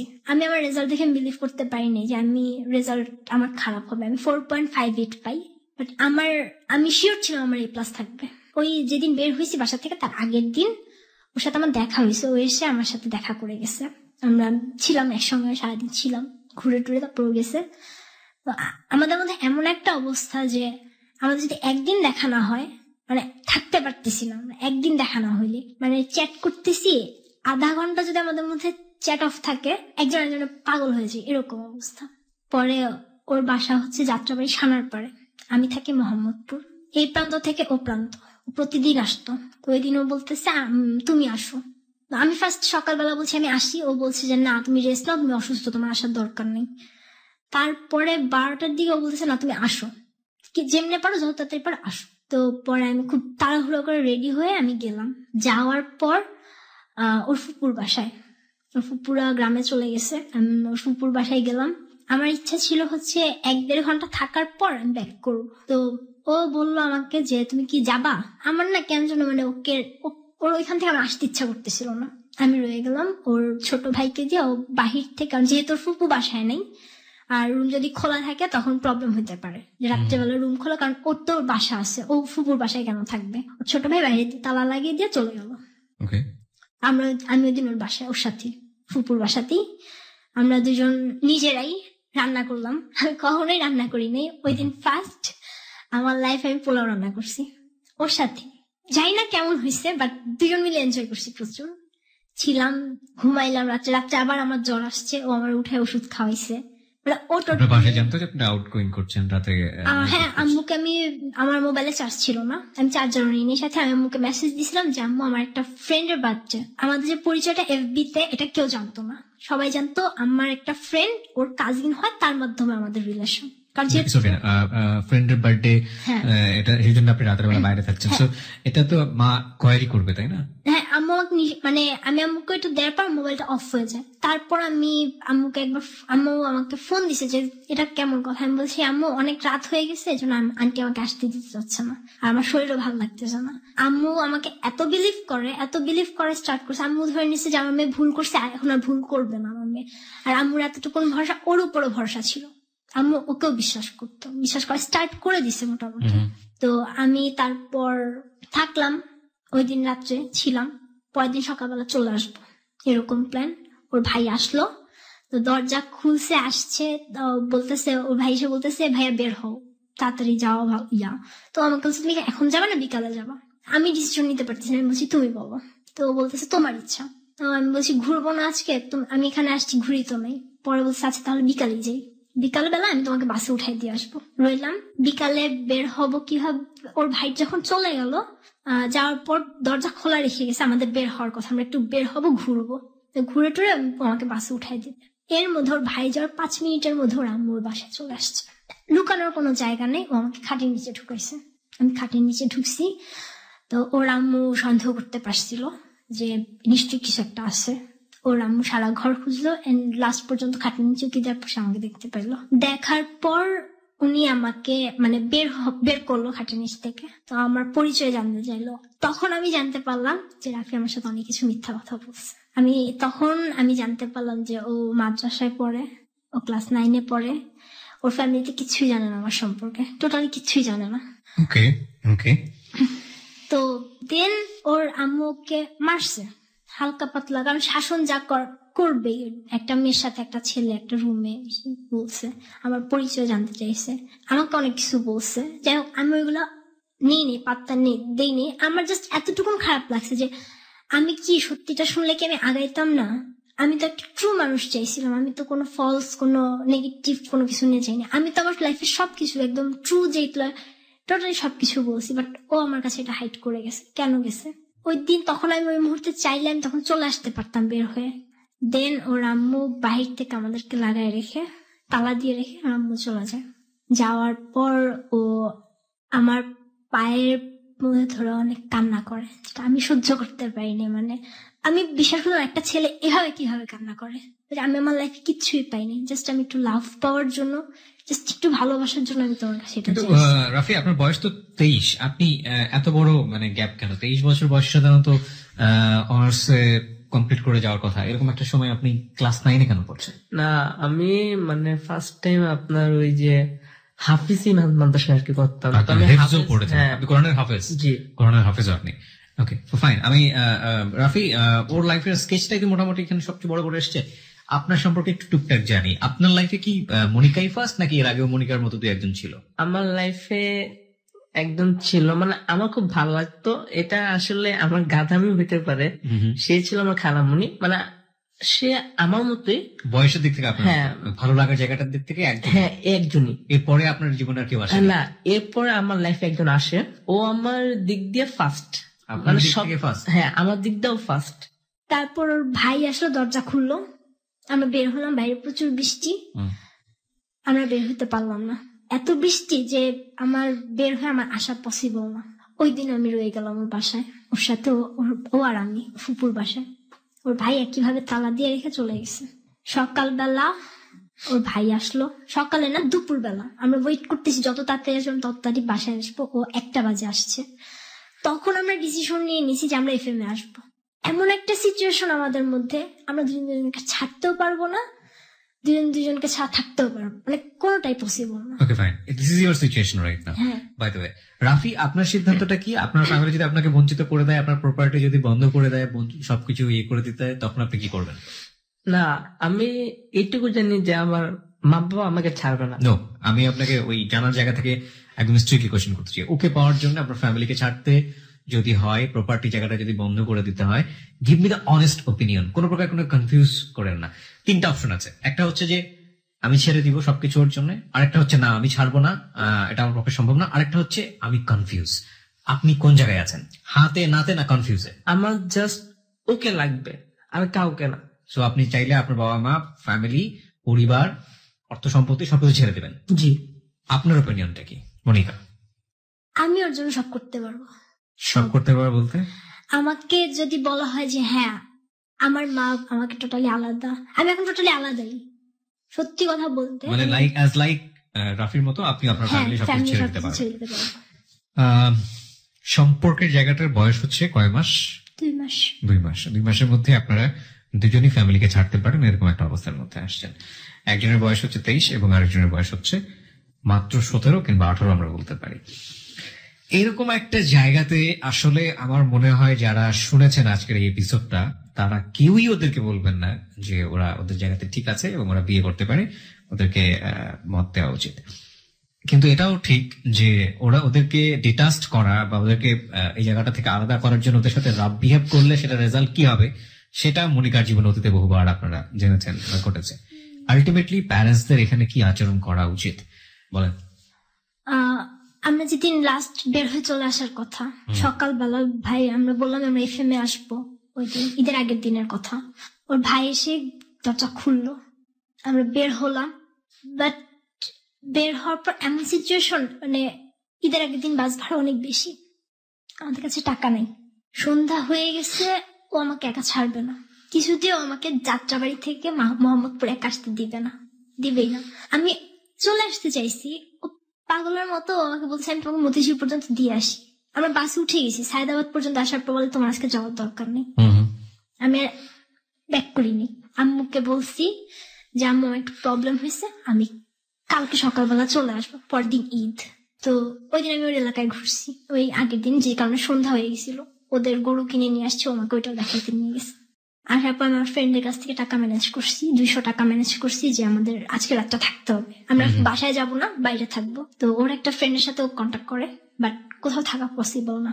শেষে আমরা ডিসিশন নিয়ে আমরা চিটাং রোডের যে বাস স্ট্যান্ড আছে আমরা ওইখানে থাকবো। ও বলে ওর বাসার পাশে একটা নতুন কনস্ট্রাকশন একটা বিল্ডিং হচ্ছে, তো ও বলে যে রাত্রে আমি এখন তোমাকে ওইখানে নিয়ে যাবো, তুমি জাস্ট ওইখানে থাকবে, আমি বাসায় যাবো, আমাদের কারো মোবাইলে চার্জ নেই, আমি বাসায় গিয়ে জাস্ট মোবাইলটা চার্জ দিব, আধা ঘন্টার মধ্যে আমি যদি পারি আমি ফুপুর বাসার চাবিটা নিয়ে বের হবো, আর যদি না পারি তোমাকে কষ্ট করা ওই বিল্ডিং এর দোতলায় তোমার রাতটা কাটাইতে হবে। আমরা গেলাম, ও আমাকে বিল্ডিং এ উঠাই দিল, ও আমাকে বলছে তুমি দোতলায় দাঁড়াও, আমি দেখি বাসার কি অবস্থা। ও বাসায় গেল, এর মধ্যে কতগুলো ছেলে আমাদেরকে দেখছে আমরা যে আসছি, আমি যে ওই বিল্ডিংটাতে ঢুকছি ছেলেগুলো আমাকে দেখছে। ও বাসায় ঢোকার 2 মিনিটের মধ্যে ছেলেগুলো বিল্ডিং এর উপরে এসে আমাকে আটকাইতেছে, প্রায় 7-8 জন ছেলের মতো। ওই ছেলেগুলো ওকে গিয়ে নিয়ে আসছে উপরে, নিয়ে আইসা আটকাইছে, বলতেছে আমাদের দুজনকে একসাথে পাইছে, আমরা খারাপ কাজ করার জন্য আমরা এখানে কনস্ট্রাকশন বিল্ডিং এ উঠছি। দেন আমরা বারবার বলতেছি যে দেখেন এরকমও বারবার বলতেছে যে আমি জাস্ট ওর সেফটির জন্য আমি ওকে এখানে দাঁড়াইতে বলছি, আর কিছু না, আমি বাসা থেকে টাকা আনতে গেছি এটা বলছে। বাট ওরা মানে নেই, ওরা ওকে আড়ালে ডাইকানি ওর কাছে টাকা চাইছে, বলছে 1000-2 মতো যদি টাকা দেয় ওরা আমাকে ছেড়ে দিবে আমাদের দুজনকে, বাট ও টাকা দেয় নাই। ও বলছে আমার ফ্যামিলি সবই জানে, কি করবা করো। অনেক প্রবলেম হয়, অনেক কিছু হয়, ওর বাবা ওকে ওখানে এসে মারে, দেন আমাকে অনেক কিছু বলে, মানে একটা মেয়েকে খারাপ যতভাবে বলা যায়। আম্মু আসতে চায়নি সকালবেলা ঈদের দিন, বাট আম্মুকে নিয়ে আসা হয়, আম্মু মামি আসে, আসার পর ওনারা আমাকে নিয়ে যেতে চায়, বাট আমার কথা আমি ওকে ছাড়া যাবো না, ও আমাকে ছাড়বে না। বুঝতে পারছি জটিলতা অনেক বড়। এখন কি চাচ্ছেন আপনারা? আপনি কি আপনার ফ্যামিলিতে থাকেন, স্টে করেন, নাকি বের করে দিয়েছে? আমি আমার ফ্যামিলি থেকে গতকাল বের হয়ে চলে আসছি। গতকাল বের হয়ে চলে আসছেন, আপনার মা বের করে দিয়েছে আপনাকে? বের করে দিয়েছে বলতে আমি তো বলছিলাম বাবা মা আলাদা থাকে, আমার মা আমার উপর প্রচুর পরিমাণে মেন্টালি টর্চার করতেছে। তার কথা হচ্ছে আমি তার সাথে থাকতে পারবো না, যদি থাকতে চাই আমার ওকে ছাড়তে হবে, আর তা না হলে তারা আমাকে আমার বাবার হাতে উঠাই দিয়ে আসবে, আমার বাবা আমাকে যা করে করবে। ওকে, আপনার অবস্থা কি? আপনার ফ্যামিলিতে কি অবস্থা রাফি? আমার মানে যা হওয়ার সব হয়েছে, তো আমার আব্বু আম্মু আর একবার আপনার কিচ্ছু মনে বলেন নাই। বাট আপনি কি স্টে করছেন আপনার ফ্যামিলিতে নাকি ওখান থেকে বের হয়ে আসছেন? না, আমি এখনো মানে একবার আমার আব্বু আম্মুর সাথেই আছি। ওকে, ওর যে মানে প্রবলেম গুলো হইতেছে আমার, ও মানে ওই দিন বলছে রাফি তুমি বাসায় আসো, আমি ওই দিন ওর এলাকায় যাই, ও জাস্ট ও সার্টিফিকেট নিয়ে ও বের হইছে, আমার হাতে 1 টাকাও নাই। আমি যদি ঠিক আছে বাইরে হইছে, আমার একটু সময় দিতাম, আমি একটা কাজ পাইতাম, তাহলে আমি কিছু কথা করতে পারতাম না। ও স্টিলি ও বাইরে হইছে। কালকে রাত্রেবেলা আমরা কোথাও যেতে পারি নাই, আপনার সাথে মিট করার পর আমরা এয়ারপোর্টে গিয়ে আপনার মানে থাকছি। মানে আমাদের ফ্যামিলি টোটালি যাচ্ছে আমাদের সেপারেট করে দিবে। আমার মা, আমি বাসা থেকে বের হইছি, আমার মামাকে বের হইতে দিবে না। আমি বলছি আমি রেডিওতে যাব, আমার কাজ আছে, আমাকে দিবে না। পরে আমি ওকে মেসেজ দিচ্ছি, আমি তোমাকে ফোন দিয়ে কিছু কথা বলবো, তুমি এগুলো মাথায় নিবা না। আমি ওকে ফোন দিয়ে উল্টাপাল্টা কথা বলছি, এগুলো শুনে আমার মা খুশি হয়েছে। আমি আমি ওকে টোটালি বলছি যে তুমি যদি আমাকে ছাড়তে চাও তুমি ছাড়তে পারো, আমি তোমাকে জোর করতেছি না, তোমার যা মন চায় তুমি তাই করো। ওকে, কিছু জিনিস খুবই গুরুত্বপূর্ণ এখানে। দুটো জিনিস, একটা হচ্ছে আপনাদেরকে আমার গল্পটা শুনে যেটা মনে হয়েছে অ্যাজ এ হিউম্যান বিং হিসেবে সেটা বলা, আর একটা হচ্ছে এখানে লাখ লাখ মানুষ শুনতেছে, তো তারাও কিছু না কিছু বলছে ফেসবুকে, সেটাও বলা। আপনি আমাকে বলেন মনিকা, আপনি যদি আপনার মায়ের জায়গায় থাকতেন আপনি কি করতেন? আমি আমার মেয়ের সুখটাই দেখতাম, সে কি চাচ্ছে, সে কিভাবে হ্যাপি থাকতে চাচ্ছে, আমি ওইটাই দেখতাম। সুখ চাইতেন যেটা সেটা দেখতেন? হ্যাঁ, আমার মেয়ে কিভাবে হ্যাপি থাকবে। আপনি যদি বুঝতেন যে আপনার মেয়ে সুখী হবে না, তাহলে আপনি কি করতেন? সুখী হবে না, সে যদি বলে যে হ্যাঁ আমি সুখী হব, আমি ওকে নিয়ে ভালো থাকতেছি, আমি দেখতেছি যে হ্যাঁ আমার মেয়েটা তাকে নিয়ে ভালো আছে, তাহলে আমি কেন বাধা দেব? কথা হচ্ছে যে আপনার মা আপনার চাইতে অনেক বেশি এক্সপেরিয়েন্স। হ্যাঁ। 2 নম্বর যেটা, সেটা হচ্ছে প্রত্যেকটা বাবা মাই চায়, 2-1টা এক্সেপশনাল থাকতে পারেন, অন্তত মা চান যে তার মেয়ে সুখে থাকুক। 3 নম্বর ইন জেনারেলি যদি বলি, তাহলে আপনারা এখন যে স্টেজে বিলং করছেন, ইকোনমিক্যালি বয়সের দিক থেকে কোনো দিক থেকেই আপনারা ফিট না ফিউচার লাইফ কন্টিনিউ করার জন্য। আপনারা দুইজন প্রচন্ড লাভ করেন, দুইজনকে এই জায়গাটায় আমরা রেসপেক্ট রাখলাম, হ্যাঁ, শ্রদ্ধা রেখেই বলতেছি। ইকোনমিক স্ট্যাটাসের জায়গাটা থেকে, ও যে বললো না কালকে রাতে এয়ারপোর্টে কাটিয়েছে, আজকে রাত কোথায় থাকবেন আপনারা কিন্তু জানেন না, এবং কালকে কোথায় থাকবেন জানেন না। 2 দিন 3 দিন 4 দিন সর্বোচ্চ 1 মাসে ভাবে চলতে পারবেন, তারপরে লাইফটা কিন্তু অনেক বেশি পাজল হয়ে যাবে। এই যে ভালোবাসা বা ইমোশনের জায়গাতে আছে, এই ইমোশনটা হয়তো আরো স্ট্রাগল পেলে হয়তো ভালোর দিকে যাবে, অথবা শেষ হয়ে যাবে। আমি সেটা বলতে চাচ্ছি না। আমার কথা হচ্ছে আপনাদের লাভের জায়গাটা ঠিক আছে, এটা আপনাদের ব্যক্তিগত ব্যাপার, কিন্তু আপনারা সোশ্যাল রিয়েলিটিকে তো অস্বীকার করতে পারবেন না। আপনাদের ঘর সংসার করতে হলে সেই স্টেজ থাকতে হবে, সেই ইকোনমিক অবস্থা থাকতে হবে। আপনি নিজেও এখন পর্যন্ত সেই বয়স প্রাপ্ত হননি, 1। আর 2 নম্বর হচ্ছে হলো কিছুই করে না এখন পর্যন্ত, তাহলে ও কি করবে?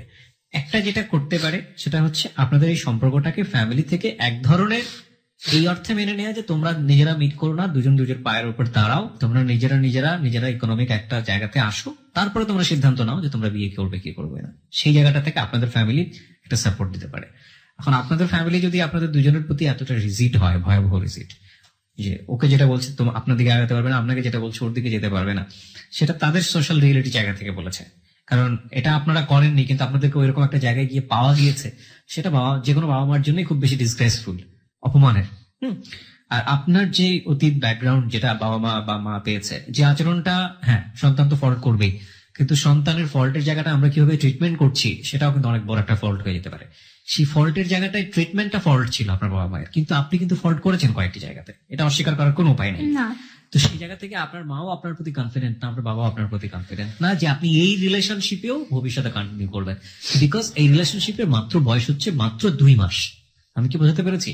রাফির জায়গাটা আমি ইনোভেটই করতে চাই না, আমি ধরে নিচ্ছি ও খুব ভালো একটা ছেলে, যেটা আপনার জীবনে পারফেক্ট, কিন্তু আপনার জায়গাটা তো স্টেবল না। একটা রিলেশনশিপ অন্তত 2 বছর কন্টিনিউ করেন, অন্তত 4 বছর কন্টিনিউ করেন, অন্তত 5 বছর কন্টিনিউ করেন, করার পরে গিয়ে একটা সিদ্ধান্ত নেন যে আপনারা সংসার করবেন কিনা। মাত্র 2 মাসের ইমোশন একজন মানুষকে চেনা যায় না, বা আদৌ আপনারা দুজনের ফিট কিনা এটা চেনা যায় না। 2 মাস প্রচন্ড ইমোশনের মাস, কিন্তু ইমোশনটা 2 মাস পরে থাকবে না, 2 বছর পরে এরকম থাকবে না, কিন্তু একটা জায়গায় গিয়ে দাঁড়াবে। যদি দুজনের বোঝাপড়াটা খুব ভালো হয়, তাহলে অন্তত একটা সার্টেন পিরিয়ডের পরে গিয়ে, যেটা আলটিমেটলি আর কমে যাবে না, ওরকম একটা জায়গায় দাঁড়াবে। ওই জায়গাটা থেকে যদি মনে হয় দুজন সংসার করতে পারবেন, তারপরে সংসারের একটা সিদ্ধান্ত নেন। এখন পর্যন্ত আপনার লাইফে যে ভুলটা হয়নি মনিকা, সেটা হচ্ছে বিয়ে করার মতো ঘটনা। আপনি যদি এরকম ভাবে একজনকে বিয়ে করেন 2 মাসের পরিচয়ে, এটাও যে 2 বছর পরে ভেঙে যাবে না বা 6 মাস পরে ভেঙে যাবে না, সেটার গ্যারান্টি কোনো দেওয়াই যায় না। আর দ্বিতীয়, আমার কাছে যেটা মনে হচ্ছে পুরো লাইফটা পরে আপনি অনেক ব্রিলিয়ান্ট একটা স্টুডেন্ট, সেই জায়গাটাকে প্রপারলি ইউজ করাটা এখন খুবই খুবই খুবই ইম্পর্টেন্ট। আপনি ইউনিভার্সিটিতে যে এরিনাতে যান, ওখানে একটা অনেক বড় জগৎ দেখবেন, সেখানে যদি আপনার সিদ্ধান্ত মনে হয় যে এত কিছু বড় জায়গাতে পড়াশোনা করে আপনি নিজের জায়গাটাকে স্টেবল করে ওর যে ইকোনমিক স্ট্যাটাস, ওর যে পড়াশোনার স্ট্যাটাস বা ও যে স্টেজে বিলং করতেছে আপনার চেয়ে অনেক অনেক পিছনে জেনারেল লাইনে, সেখান থেকে আপনি ওকে ক্যারি করতে পারবেন, কজ আপনি এখনো অ্যাডোলেসেন্স পিরিয়ডের একটা স্টেজে আছেন, তাহলে আপনার কন্টিনিউ করা উচিত। নইলে ওকে বিয়ে করার পরে 2 মাস পরে আপনার মেন্টালিটি চেঞ্জ হয়ে যেতে পারে। রাফির ক্ষেত্রে কি হবে না হবে সেটা আমি ডিগ্রি করতে চাচ্ছি না, আমি যেহেতু পুরো বিষয়টা আপনাকে তুলে ধরছি এখানে, ঠিক আছে? এগুলো একটু ঠান্ডা মাথায় ভাবার সুযোগ আছে। আমার মনে হয় যেটা, যে পরিবার হচ্ছে দুজনেরই শেষ আশ্রয়স্থল। এখন পর্যন্ত আপনি যদি পরিবারের বাইরে এসে কিছু করতে চান, সেটা আপনার জন্য পরিবারের ভেতরে থাকলে যে অবস্থা খারাপ অবস্থা হবে তার চেয়েও বড় ভয়াবহ খারাপ অবস্থা হতে পারে আপনার জন্য, স্পেশালি বলছি বাংলাদেশের কন্টেন্টসটা। কিন্তু ওর জন্য তেমন একটা টাফ নাও হতে পারে। একটা ছেলেও ওর গায়েগত শক্তি আছে, ঠেলা গাড়ি চালিয়ে হলেও যে কোনো একটা জায়গা তৈরি করে নিতে পারবে। কিন্তু সেটা করে একটা সংসার লিড করার মতো মেন্টালিটি ক্যাপাবিলিটি ওর আদৌ আছে কিনা, সেটা কিন্তু একটা অনেক বড় চ্যালেঞ্জ। হ্যাঁ, আমার মনে হয় Monica, you should go back your family. মা যেহেতু আপনার সঙ্গে থাকে, মাকে খুব ভালো করে বোঝান, ওকে সাথে করে নিয়েই যান যে ঠিক আছে আমরা সিদ্ধান্ত নিয়েছি যে আমরা একটা লং টাইম যোগাযোগ রাখবো না, বা খুব মিনিমাম টাইপের যোগাযোগ যদি আপনারা গোপন ভাবে রাখতে চান রাখতে পারেন। ফ্যামিলিকে বলেন যে না, আমরা সিদ্ধান্ত নিলাম যে আমরা সেটেল হয়ে যাচ্ছি ফর দ্য ফ্যামিলি, আপনি আপনার ফ্যামিলিতে থাকেন। ওকেও বলেন ধৈর্য ধরতে, হ্যাঁ আপনি পড়াশোনা করেন, নিজেরা কিছু আর্ন করেন, নিজের জায়গাটা স্টেবল হোক, তারপরে গিয়ে আপনারা সিদ্ধান্ত নেন। না ভাইয়া, না একবার আসলে হচ্ছে আমি ওকে মানে কালকে অনেক বলছি যে তুমি যাও, মানে আমাকে তুমি যদি ভালোবাসো তুমি আমাকে অবশ্যই পাবা, আমি তোমাকে অবশ্যই পাবো। আমি ওকে সব মানে বুঝাইছি, বাট আমাদের অবস্থাটা মানে এরকম যে আমরা এক হাত মানে ধরে আমরা থাকতেই পারি না। আর ভাইয়া ফ্যামিলিতে ব্যাক করার মতো কোনো মানে ব্যাক করার আমাদের কোনো চান্সই নেই। আপনার মা আপনাকে নিবে না? হ্যাঁ, অবভিয়াসলি নিবে না, কারণ আমি এখন আমার মা জানে আমি একটা বাহিরে আর তার চেয়ে বড় কথা হচ্ছে আমার মা আমাকে যা বলতেছে তার চেয়ে বেশি প্রেশার আসতেছে আমার মামা মামির দিক থেকে। আমার মামি আমাকে যা তা কথা বলে গেছে। This is not a fact. এই সিচুয়েশনে যে কেউই সেটা বলবে। আপনার বয়স মাত্র 17, আপনি ইন্টার পাস করেছেন মাত্র কিছুদিন হলো, আপনি ইউনিভার্সিটি অ্যাডমিশন নেবেন, এরকম একটা স্টেজে জীবনে এতগুলো বড় বড় ঘটনা, যে কেউই এটা বলবে। এই বলা না বলার জায়গাটাতে আপনি যখন মা হবেন তখন আপনি বুঝতে পারবেন যে আপনার বাবা মা কত বড় স্যাক্রিফাইস করেছে। কিন্তু আপনার উচিত এই মুহূর্তে আপনার ফ্যামিলিতে ব্যাক করে গিয়ে মাকে বলা যে মা, আই এম সারেন্ডিং মাইসেলফ, আমি সারেন্ডার করছি এই অর্থে যে আমি লেখাপড়া করব। ইউনিভার্সিটিতে যান, আপনি ইউনিভার্সিটির জগৎ সম্পর্কে আপনার কোনো আইডিয়াই নেই, ইউনিভার্সিটির জগতে আগে পা দেন, ওইখানে গিয়ে একটা মানুষ স্বয়ং সম্পূর্ণ হয়। হ্যাঁ, তার আগ পর্যন্ত শুধু ওই ইমোশন স্টেজটাই গ্রো করে মানুষের। আমি ওরে এটা বারবার বলছি যে আগে তুমি যাও, বিশ্ববিদ্যালয়ে পা দিবেন, আপনি যখন দেখবেন যে এটা একটা বিশাল সমুদ্রের মতো জায়গা, তখন আপনার মেন্টালিটিটা কি থাকে ওর জন্য বা আপনার ফ্যামিলির জন্য, এটাই হচ্ছে আপনার রিয়েল লাইফ। ইউনিভার্সিটিতে ফার্স্ট ইয়ার সেকেন্ড ইয়ার পার করেন, হ্যাঁ 2-একটা টিউশনে নিজেও করতে পারবেন, একটা ভালো জবে ঢোকেন, পার্ট টাইম জবও হতে পারে, এবং ওর যে পড়াশোনা ও কতটা আপনার প্রতি ডেডিকেট, ওকে নিয়ে আদৌ চলতে পারবেন কিনা, আপনার একটা সোশ্যাল ক্লাস দাঁড়াবে, একটা স্ট্যান্ডার্ড দাঁড়াবে, সেখান থেকে আপনি ওকে নিয়ে চলতে পারবেন কিনা তখন সিদ্ধান্ত নেন। এখনই মাত্র এরকম একটা মাত্র 2 মাসের পরিচয়, আমি ধরে নিচ্ছি রাফি খুব ভালো ছিল এবং আপনার জন্যই পারফেক্ট, আপনি পারফেক্ট মানুষ পাননি পুরো জীবনে, আপনি বঞ্চিত হয়েছেন বিভিন্ন ভাবে, ঠিক আছে, সেটার জন্য তো আপনার ওকে জাজমেন্টের একটা সময় নেওয়া উচিত, সময়টা ছেড়ে দেওয়া উচিত। ফ্যামিলি যে অবস্থা তৈরি করেছে সেটা আপনার জন্যই হয়েছে, so you have to meet that kind of difficulties. So আপনি যান, ফ্যামিলিতে ব্যাক করেন, এটাই আমার মনে হয় লিসনারদের কাছ থেকে একটা বেস্ট সলিউশন আসবে। হ্যাঁ, এছাড়া আসলে কিছু বলার নাই। ওকে, আমি দুজনের কাছে জানতে চাই, মনিকা আপনার কাছে আগে, যে আপনারা এই স্টোরিটা হ্যালোইন 920 কেন বলতে আসলেন? আসলে ভাইয়া আমি জানি না, আমরা হয়তো এখানে কিছু আমার ভুল ছিল, আমি চাচ্ছি আমার মতো এরকম ভুল যেন কোনো মেয়েরা না করে। আমি অনেক আমি আমার লাইফের, হ্যাঁ আমি একটা রিলেশনের পর আমি নিজে সাফার হওয়ার কারণে আমি আমার বাবা মাকে অনেক কষ্ট দিয়ে ফেলছি। আমি আমার নিজের লাইফ নিয়ে বলতে পারি যে আমি আগেও বলে গেছি আমি আমার নিজের লাইফ নিয়ে খেলছি। রাফি, কেন মানে মাত্র 2 মাসের পরিচয়ে এত একটা রিস্ক নেওয়া, এরকম এফএমে এসে লোকজনকে সব বলে দেয়া, এবং this will be a great document for your whole life. জীবনের যে কোনো একটা স্টেজে গিয়ে আপনি হয়তো অনেক দূরে অন্য একটা জায়গায় চলে যাবেন, কিন্তু রেডিওর এই শোটা আপনার সারাটা জীবন এই জায়গাটাই থামিয়ে রাখবে। তো এইরকম একটা রিস্ক, এরকম একটা বলার জায়গাটা নিজের থেকে মানুষজনের কাছে এসে নিজের ওকে চাওয়া কেন? আমি শুধু এই জন্য আসছি যে মানে সবাই মানে ভাবতেছে যে আমরা জাস্ট পাগলামি করতেছি, যে আমরা পাগল, এবং এটা সবাই বলছে যে আমরা একটা পাগল। আমরা জাস্ট এই জন্য আসছি না, আমরা আমাদেরকে চাই কোনো না কোনো ভাবেই হোক, মানে সবাই জানি মানে আমাদেরকে একসাথে থাকতে দিক। যারা ফ্যামিলি আছেন, যারা আজকের এই অনুষ্ঠানটা শুনলেন কিংবা ডাউনলোড করে শুনবেন, সবাইকে আমরা একটা রিকোয়েস্ট করব, যদি রাফির সাথে আপনারা সম্পর্কটা বা মনিকার সাথে সম্পর্কটা নাই মানেন, তাহলে ওদেরকে খুব সুন্দর করে ধীরে ধীরে কাউন্সেলিং করেন, খুব সুন্দর করে অল্প অল্প করে বোঝান, কিন্তু কোনো রাশ আচরণ করেন না। আমরা শেষ করতে চাই আজকের ক্লোজ আপ প্রেজেন্স হ্যালো 8920 প্রিয় শ্রোতা। এখানেই শেষ হচ্ছে আজকের হ্যালো 8920।